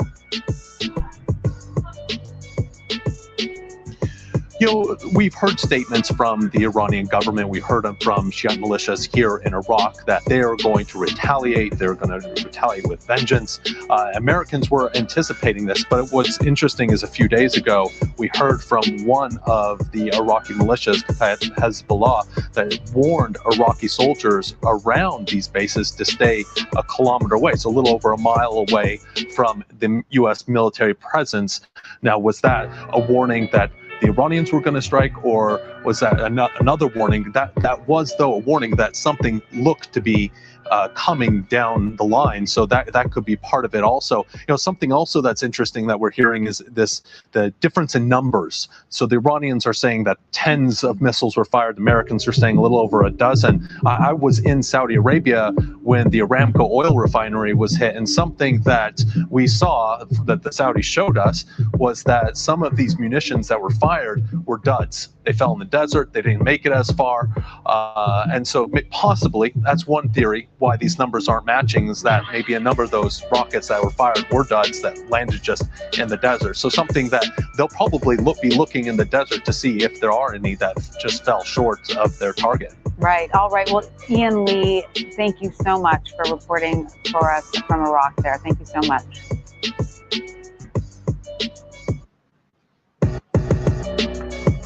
And Natalie Brand, I want to go to you next. How is Capitol Hill reacting to the news? And we understand that several lawmakers have been briefed. Is that correct? That's right. The Democratic leaders were called by the vice president, that's Minority Leader Chuck Schumer in the Senate and House Speaker Nancy Pelosi. Our Hill producer Rebecca Kaplan reports that Speaker Pelosi actually found out when she was handed a note during a regularly scheduled meeting, and she told members in that meeting to pray. We know that following that, she did have a conversation with the vice president. Now, Minority Leader on the House side, Kevin McCarthy, says he spoke to the president, according to an aide. We still don't exactly know what lawmakers know detail-wise about this attack. And of course, congressional leaders here and the White House closely monitoring this very fluid situation. But across all sides, the main message here is the first and immediate concern is for U.S. troops in the region and, of course, coalition partners. Natalie Brand on Capitol Hill, thank you so much. And Catherine, what more do we know about how the administration is responding? Well, we've had information from the White House this evening that the president has remained engaged and he's met with his national security team, the Secretary of State, his national security advisor, as well as the defense secretary. And we've heard publicly from the defense secretary and the Secretary of State earlier today. The defense secretary was very clear about the quality of the intelligence they had, and in his view, how it pointed to an imminent or very active plot targeting U.S. interests in the region. Asked how imminent it was, he said it was fair to say it was days and not weeks away. He also said, and this was new information, that General Soleimani was in Baghdad. Remember, he had been traveling regionally. He had been to Beirut, he had been to Damascus, and then he had come into Baghdad very late at night into the early hours of Friday.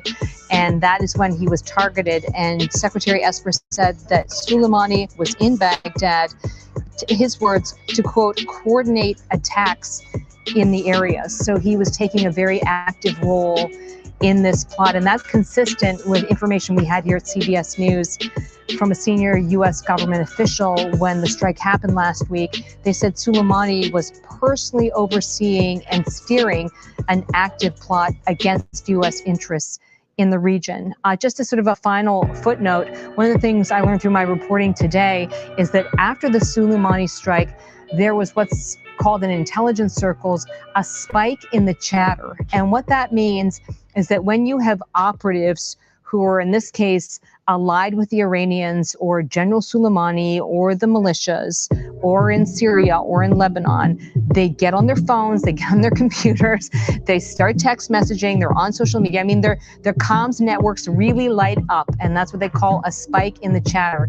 And this is almost in some ways a real gift for intelligence analysts because it allows them to scoop up that information and start to identify new potential leads. And I just can't emphasize enough how good the U.S. military is, as well as the signals intelligence people, as well as the special operators, at identifying the source of those communications and then really latching into it and not letting go of it until they decide it's a target or it's not a target. And when you think about that kind of language and those steps, that's really what we saw with General Soleimani last week.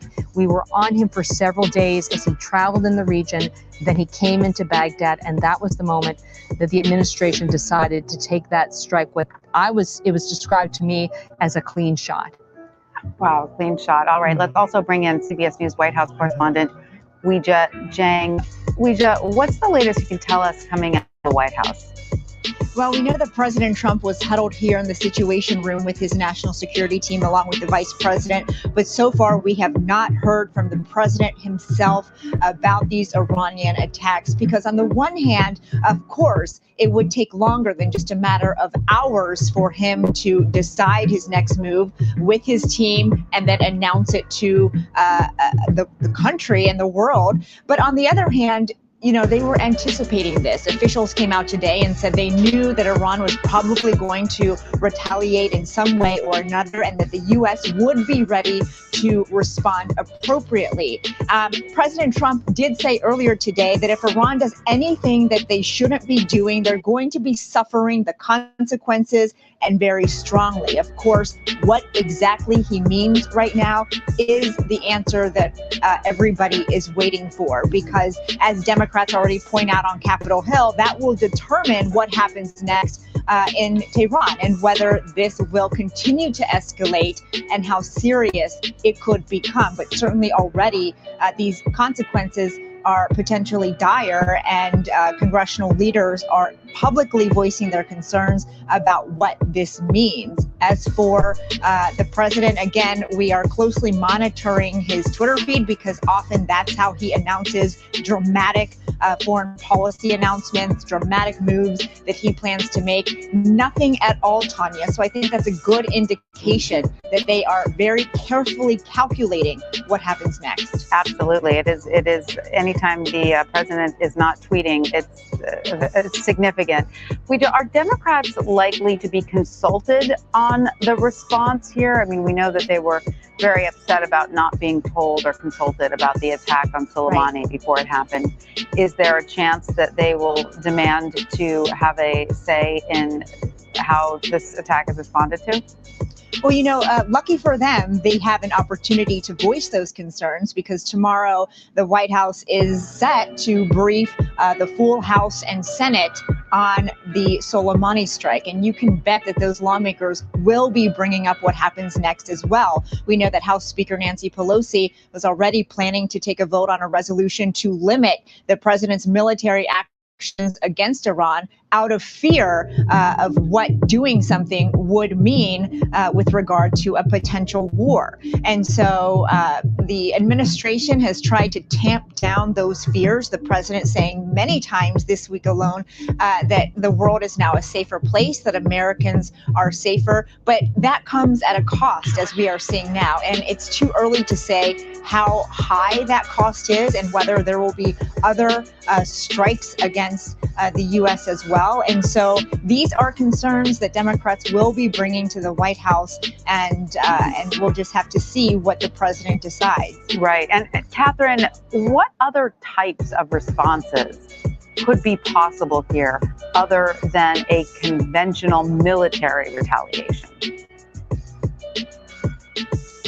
Concept that people talk a lot about in military circles, which is called the gray zone. And this is the battle space between peace and conventional warfare. And that's when you have in your arsenal things like cyber attacks, where attribution is so difficult. So we think about a response from the United States in terms of what happened this evening with Iran in a very conventional way, but I would encourage people to think about it in a slightly more imaginative way, because in these scenarios, my contacts always say that stealth is your friend and that not being able to make a firm attribution to a response also is your friend. So whether it comes through the United States or whether it comes through one of our allies in the regions, and as you know, for covering this area for a number of years, the U.S. and its allies have used cyber techniques to really go at the heart of Iran's nuclear program in the past. I mean, that's not a new idea. So what the idea I would leave folks at home with today is to start thinking about the concept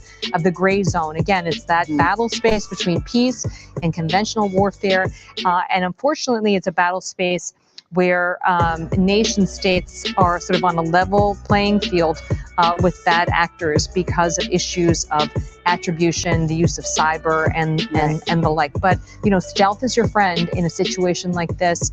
And I don't want to read too much into the lack of information that we've had from the White House about the casualties and the scope of the damage, but again, stealth and a little bit of mystery is a friend in this situation. Sure, we all remember Stuxnet and that cyber attack, which resulted actually in physical explosions in within if I could, that raises though a whole sort of host of a sort of larger ethical issues, like when does a cyber attack really cross the line to become an act of war? And part of that discussion has been, does a cyber attack just wipe systems of data, or in the case of Iran's nuclear program, when it causes physical damage to the structure of an operation, does that, or like Sony here in the United States, is that actually an act of war? So cyber is appealing in many ways, but it also raises a whole host of ethical questions as to where you cross the line into an unconventional attack to an act of war. Absolutely.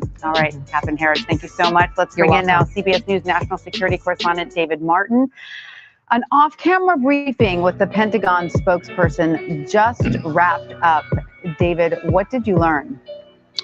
Well, I have to tell you that the backgrounder from this defense official was very uninformative. It didn't really tell us any more about what happened tonight than we already knew. It certainly did not tell us that what the damage done by these missiles was, if any. That is something we are not likely to find out about until tomorrow morning. We did get some more information on what Defense Secretary Esper was doing this afternoon and this evening. Both he and General Milley, the chairman of the Joint Chiefs of Staff, were here in the Pentagon when the attack occurred, and then went to the White House to brief the president, and then came back, and they have had a number of meetings. That the entire Joint Chiefs of Staff met with the Secretary of Defense, the Secretary of Defense, and other officials in this building, made calls to all of the regional allies. Those would be the Arab countries in the region, and to all the traditional NATO allies of the U.S. to give them a briefing on what happened. And then, of course, there's the question that everybody wants an answer to: what will be the American response to this attack? And the answer to that was, I'm not going to forecast any response. So other than the whereabouts and the actions of the Secretary of Defense and the Chairman of the Joint Chiefs, this backgrounder from a defense official did not really add anything to what we knew. All right, David Martin at the Pentagon, thank you so much for that update. Sure thing. Let's bring back in Natalie Brand on Capitol Hill. Natalie, you're getting some more information on lawmaker reaction? Tanya, reaction is beginning to trickle in across the lawmakers still on the Capitol and speaking before cameras tonight. So let me read you some of what the House Foreign Affairs Committee Chairman Eliot Engel, Democrat of New York, said. Of course, the first concern is with U.S. troops and prayers that there were no casualties. This is a very fluid situation. We don't know what lawmakers know at this point. But really, he said that we need to know more about a strategy. And there's a lot of concern that this could spiral out of control very, very quickly.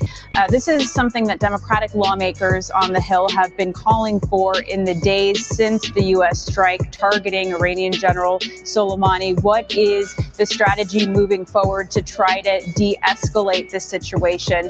And around the time, or I guess in the hours before we heard about this attack, keep in mind that congressional leaders were being briefed, the so-called Gang of Eight congressional leaders, and also the leaders of the intelligence committees were receiving a briefing about the intelligence leading up to a strike. And then a couple of hours later, we heard about this new attack. So obviously, there's still a lot of questions. We've also heard from some Republican lawmakers who are echoing some of the statements that have come from top administration officials, that the U.S. is not seeking war with Iran, but what happens next really is up to them. Senator Kennedy, Republican from Louisiana, said, "We don't want war. All we want, it's very simple what we want, stop trying to kill us." So at this point, obviously, a very fluid situation. And as lawmakers learn more, they will likely say more. But the big question here on the Hill is, what is the strategy going forward? How do you de-escalate this situation? That's something that lawmakers will be talking about in the coming hours and days. Natalie Brand, Catherine Herridge, and Weijia Jiang, thanks to all of you. We're going to take a quick break now. We'll be right back with much more CBSN. Thanks. Stay with us.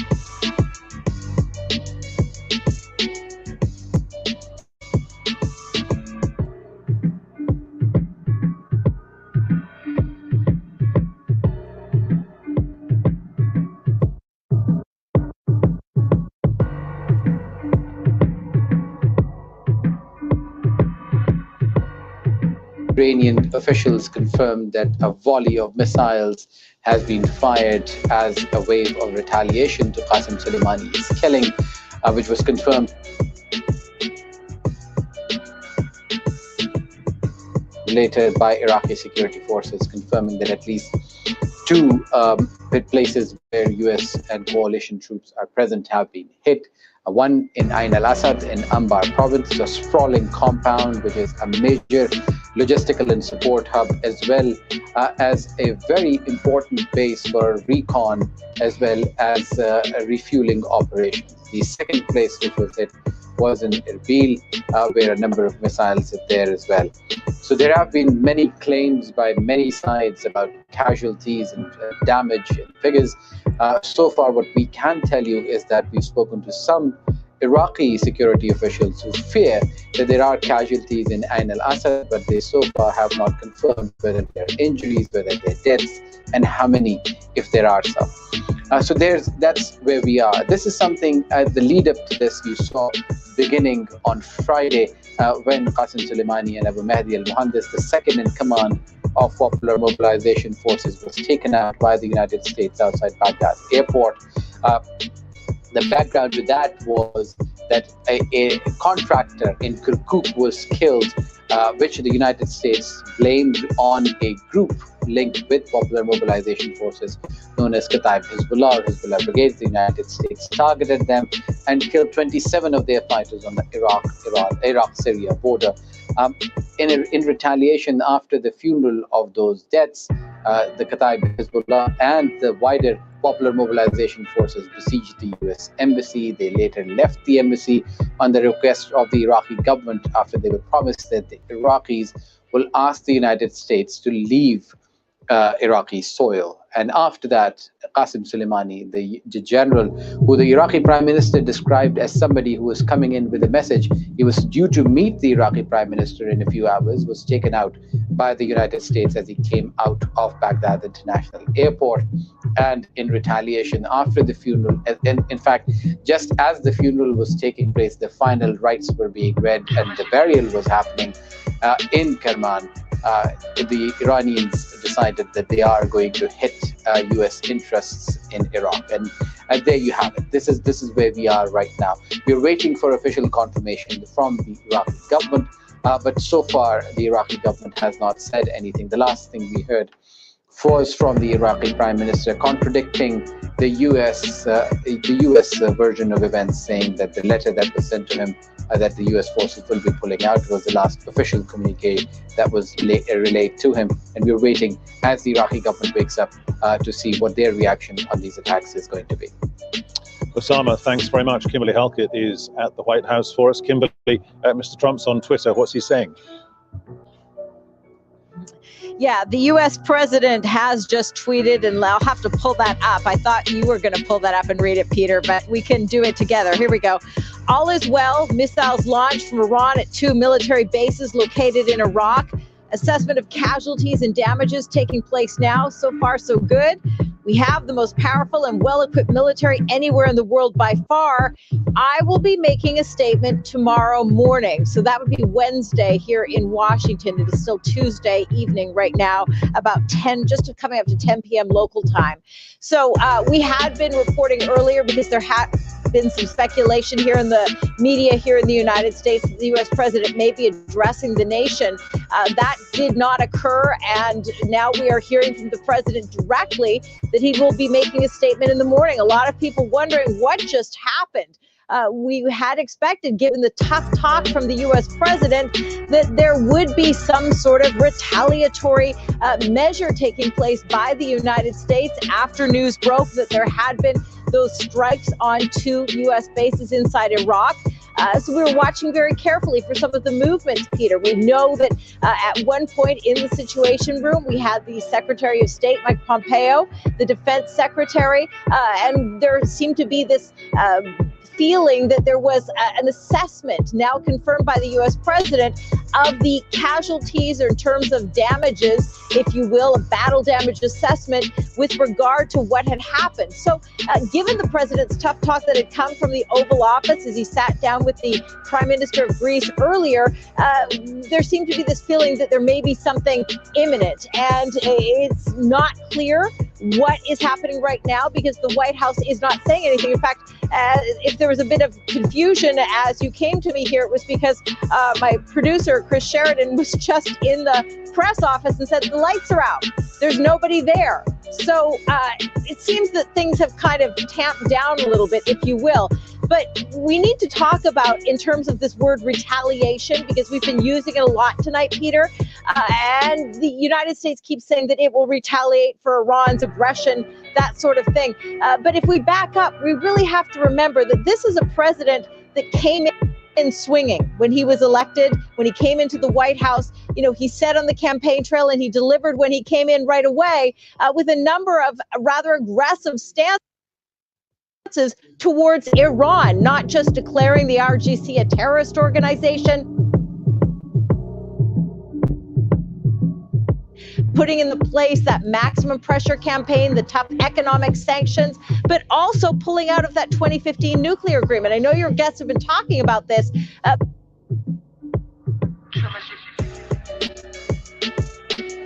But you have to remember, and even the Secretary of State, Mike Pompeo, said it today, that this is something that was a calculated decision by this president, that the previous administration, in his words, had underwritten Iran and its activities, the malign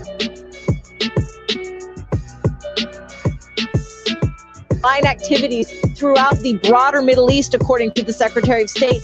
This president's desire was to confront and contain. Those were the exact words the Secretary of State used. So when we use this word of retaliation, the United States wanting to retaliate against Iran's aggression, we also have to remember those same words coming from the Secretary of State, from the president, saying that they wanted to confront Iran. Kimberly, as ever, a pleasure. We'll talk to you very soon, I'm sure. Let's go to Tehran. Asad Beg is our correspondent there. Asad, as well, I noticed that the Iranian foreign minister on Twitter as well. What's he saying?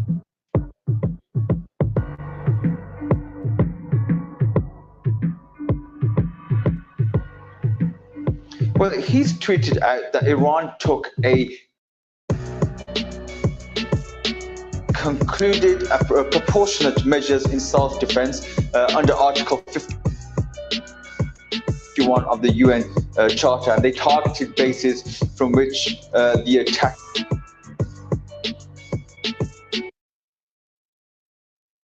against their citizens and senior officials were launched. He also reiterated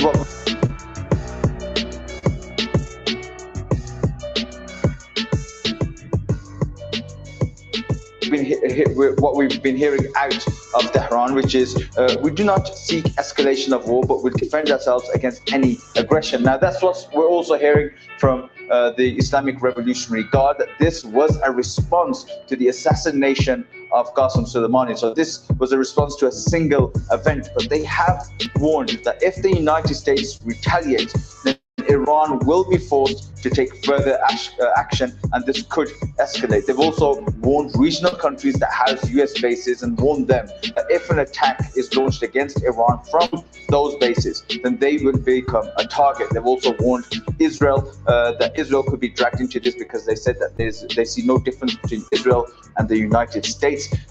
And so currently what we're seeing is that the Islamic Revolutionary Guard have said that they have acted, that they have carried out two waves of attacks against United States bases, but they want to de-escalate currently. The feeling out of Tehran is that they want to step back from this and say, we've taken our revenge, but if you target us, we'll be forced to escalate this.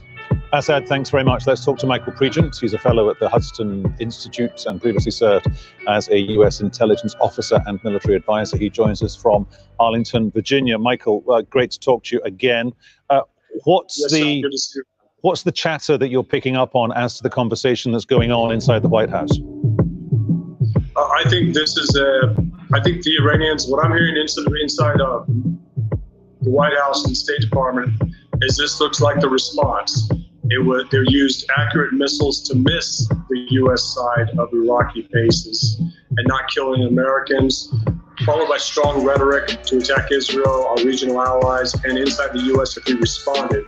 And they communicated to us, this is our response to Qasem Soleimani's death.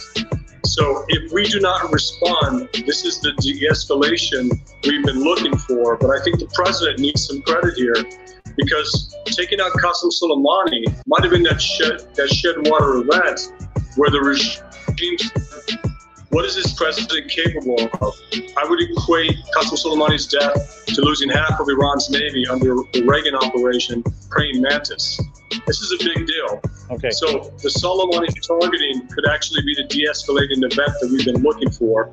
And I think that's why the U.S. president is going to be speaking in the morning instead of announcing that we've hit Iranian targets tonight.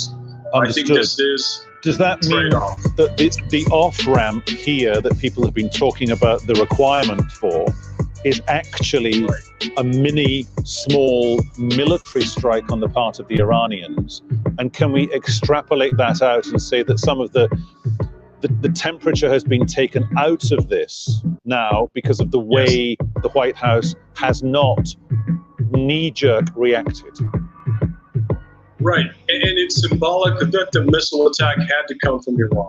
It couldn't be an Iraqi proxy. It had to come from Iran to demonstrate that they were willing to counter the U.S. strike against Qasem Soleimani. They used enough missiles to miss U.S. targets to not have the president have to weigh the decision tonight. They killed an American, they wounded an American, I have to respond. I think this is a de-escalation event for Iran, but I think we still have an Iraq problem. Iraq should issue a statement condemning the attack on Iraqi sovereign territory and injuring, if not killing, Iraqi service members on those same bases. This is an opportunity for Iraq. Qasem Soleimani is not there anymore. Abu Mahdi al-Mohandes isn't there anymore. For Iraq to really consider, when I say Iraq, I mean Baghdad, to really consider its future, because the U.S. at this point has leverage with Iran and Baghdad. This doesn't mean we're going to go to the table and make concessions towards Iran, but I think this is a time where Iran might actually come to the table and try just to interrupt you, Michael Putin. What's the leverage? What's the leverage that Washington has in that part of the country? Right now is the Ain Assad base is home to a large number of U.S. troops as well as Iraqi troops. The IRGC, the Iranian Revolutionary Guard Command, has also announced through Iranian state TV that it has conducted an operation. That news still coming in right now. And of course, Ian, that particular military facility on heightened alert, as we knew that Iran was threatening retaliation, and Iran had indicated that perhaps these retaliatory strikes would occur at U.S. military facilities. Yes, that's right. We've also seen a repositioning of U.S. forces. For example, Al-Balad base, which is north of Baghdad, south of here. We heard earlier this evening that a number of U.S. troops had relocated away from that base. So there has been a large-scale repositioning of U.S. forces. They've been settling in, trying to defend themselves. But this shows that the threats that have been coming from Iran, if these reports turn out to be accurate, and that certainly seems to be the case right now, it shows that Iran was true to its word. The question now is, how will the U.S. retaliate to what will be seen as a major provocation by Iran?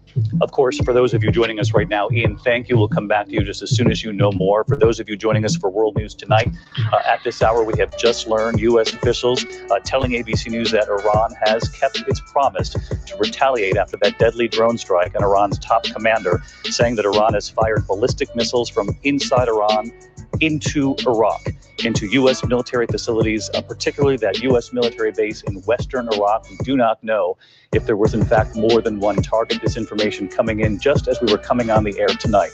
I do want to bring in our Chief Global Affairs Correspondent, Martha Raddatz. She is live in Tehran tonight because, Martha, you conducted an interview with Iran's foreign minister just today who said the U.S. will pay for its act of war.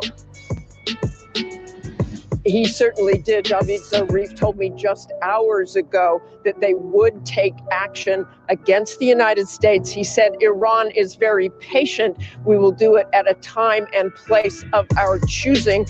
So this has been very rapid if this does indeed turn out to be true. He said he would hit targets, U.S. targets, where it hurt the most. I asked him what he meant about by that. He said they would not hit civilian targets. I said, does that mean you will hit military targets? He said, that's what the military wants to do, but we will at a future date. But again, here in Tehran, they are confirming that missiles were launched, the IRGC. I also asked him about the threat of an all-out war. He said that is up to the United States and how they respond to any retaliatory attack from Iran. David? Again, Martha Raddatz, who's live in Tehran for us tonight. Martha interviewing the foreign minister of Iran earlier today. And you heard Martha report there. She asked if the Iranian regime was at all concerned about an all-out war, and the foreign minister telling Martha that that would depend on how the U.S. responds to any retaliation from Iran, which now we know, as we're on the air tonight, has in fact happened. Images right now of President Trump earlier today. He forcefully defended his order to carry out that strike, saying the Iranian general was planning, quote, a very big attack, and that the deadly strike, quote, saved a lot of lives.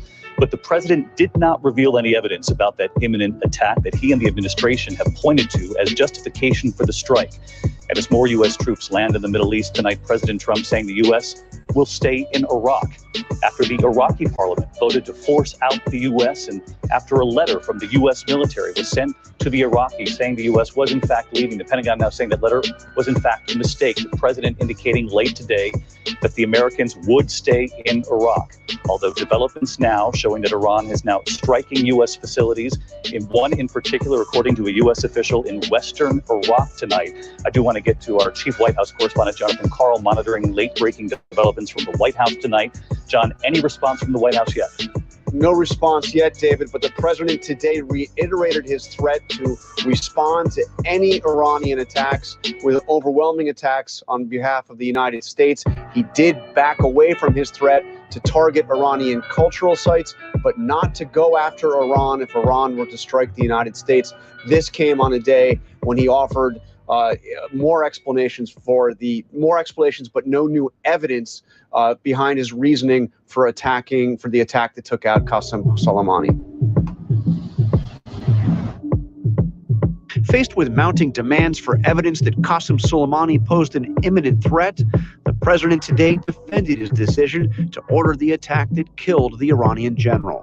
What can you tell us about what you knew prior to ordering the attack? Well, number one, I knew the past. His past was horrible. He was a terrorist. They were planning something, and you're going to be hearing about it, or at least various people in Congress are going to be hearing about it tomorrow. We had tremendous information. We've been following him for a long time, and we followed his path for those 3 days, and they were not good stops. We didn't like where he was stopping. They were not good stops. We saved a lot of lives. But the president also suggested Soleimani was killed in part to retaliate for an earlier attack that killed an American contractor.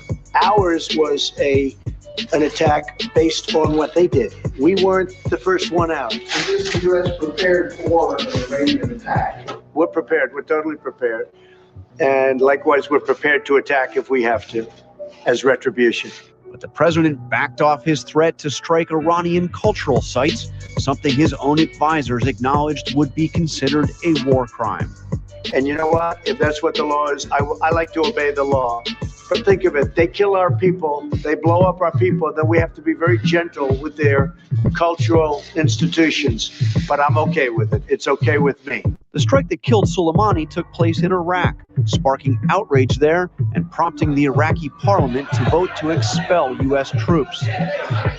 Yesterday, the U.S. military sparked confusion by sending the Iraqi government a letter announcing that American troops would be pulling out. The Pentagon insists the letter was a mistake, a draft never meant to be sent out.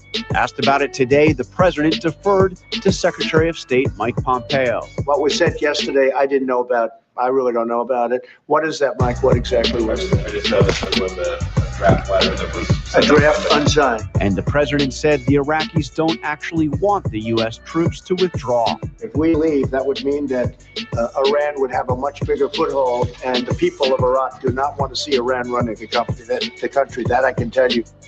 Of course, had a major concern what would happen in Iraq, but the secondary concern at this point, because of what we have learned just as we came on the air with World News Tonight at 6:30 here, John Karl, as you know, Al Assad Air Base in western Iraq in Anbar province has been struck at this point by Iran. These are ballistic missiles that came from Iran, and Iranian TV is reporting at this hour tens of missiles were launched at the base. No confirmation from U.S. officials at this point, just how many have in fact landed. Have struck their targets. And of course, you stand by for any word from the White House. And John, as all of this was playing out, I know the so-called gang of 8 leaders from both the Democratic Party and the Republicans getting briefed on the intelligence the president has pointed to, that the administration has pointed to as a reason for taking out Iran's top commander. David, this was a classified briefing just for the congressional leadership, bipartisan congressional leadership. Tomorrow, the administration will brief the full House and the full Senate on the intelligence that led the president to order that strike that killed Qasem Soleimani. But we are now 5 days after that strike, and still none of that information has been released to the public.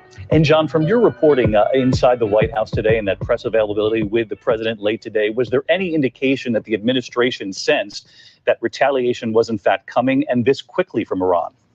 None at all, David, although you heard the president say, asked directly about what he would do, that the United States is prepared and he reiterated his threat to respond to any Iranian retaliation to new American retaliation. But I saw no indication here at the White House that they thought that this would be coming so quickly. And for those viewers who are watching us, military families, I understand that there is a great concern tonight. So I do want to get back to Ian Pannell, who's inside Iraq, because we now know more about the air base that was targeted. It's Al Assad Air Base in western Iraq in Anbar, and we know that thousands more U.S. troops are headed to the Middle East as part of this escalating crisis with Iran. And what more do we know about U.S. presence at that base, and whether or not there had been any movement beforehand based on these threats from Iran that there would be retaliation?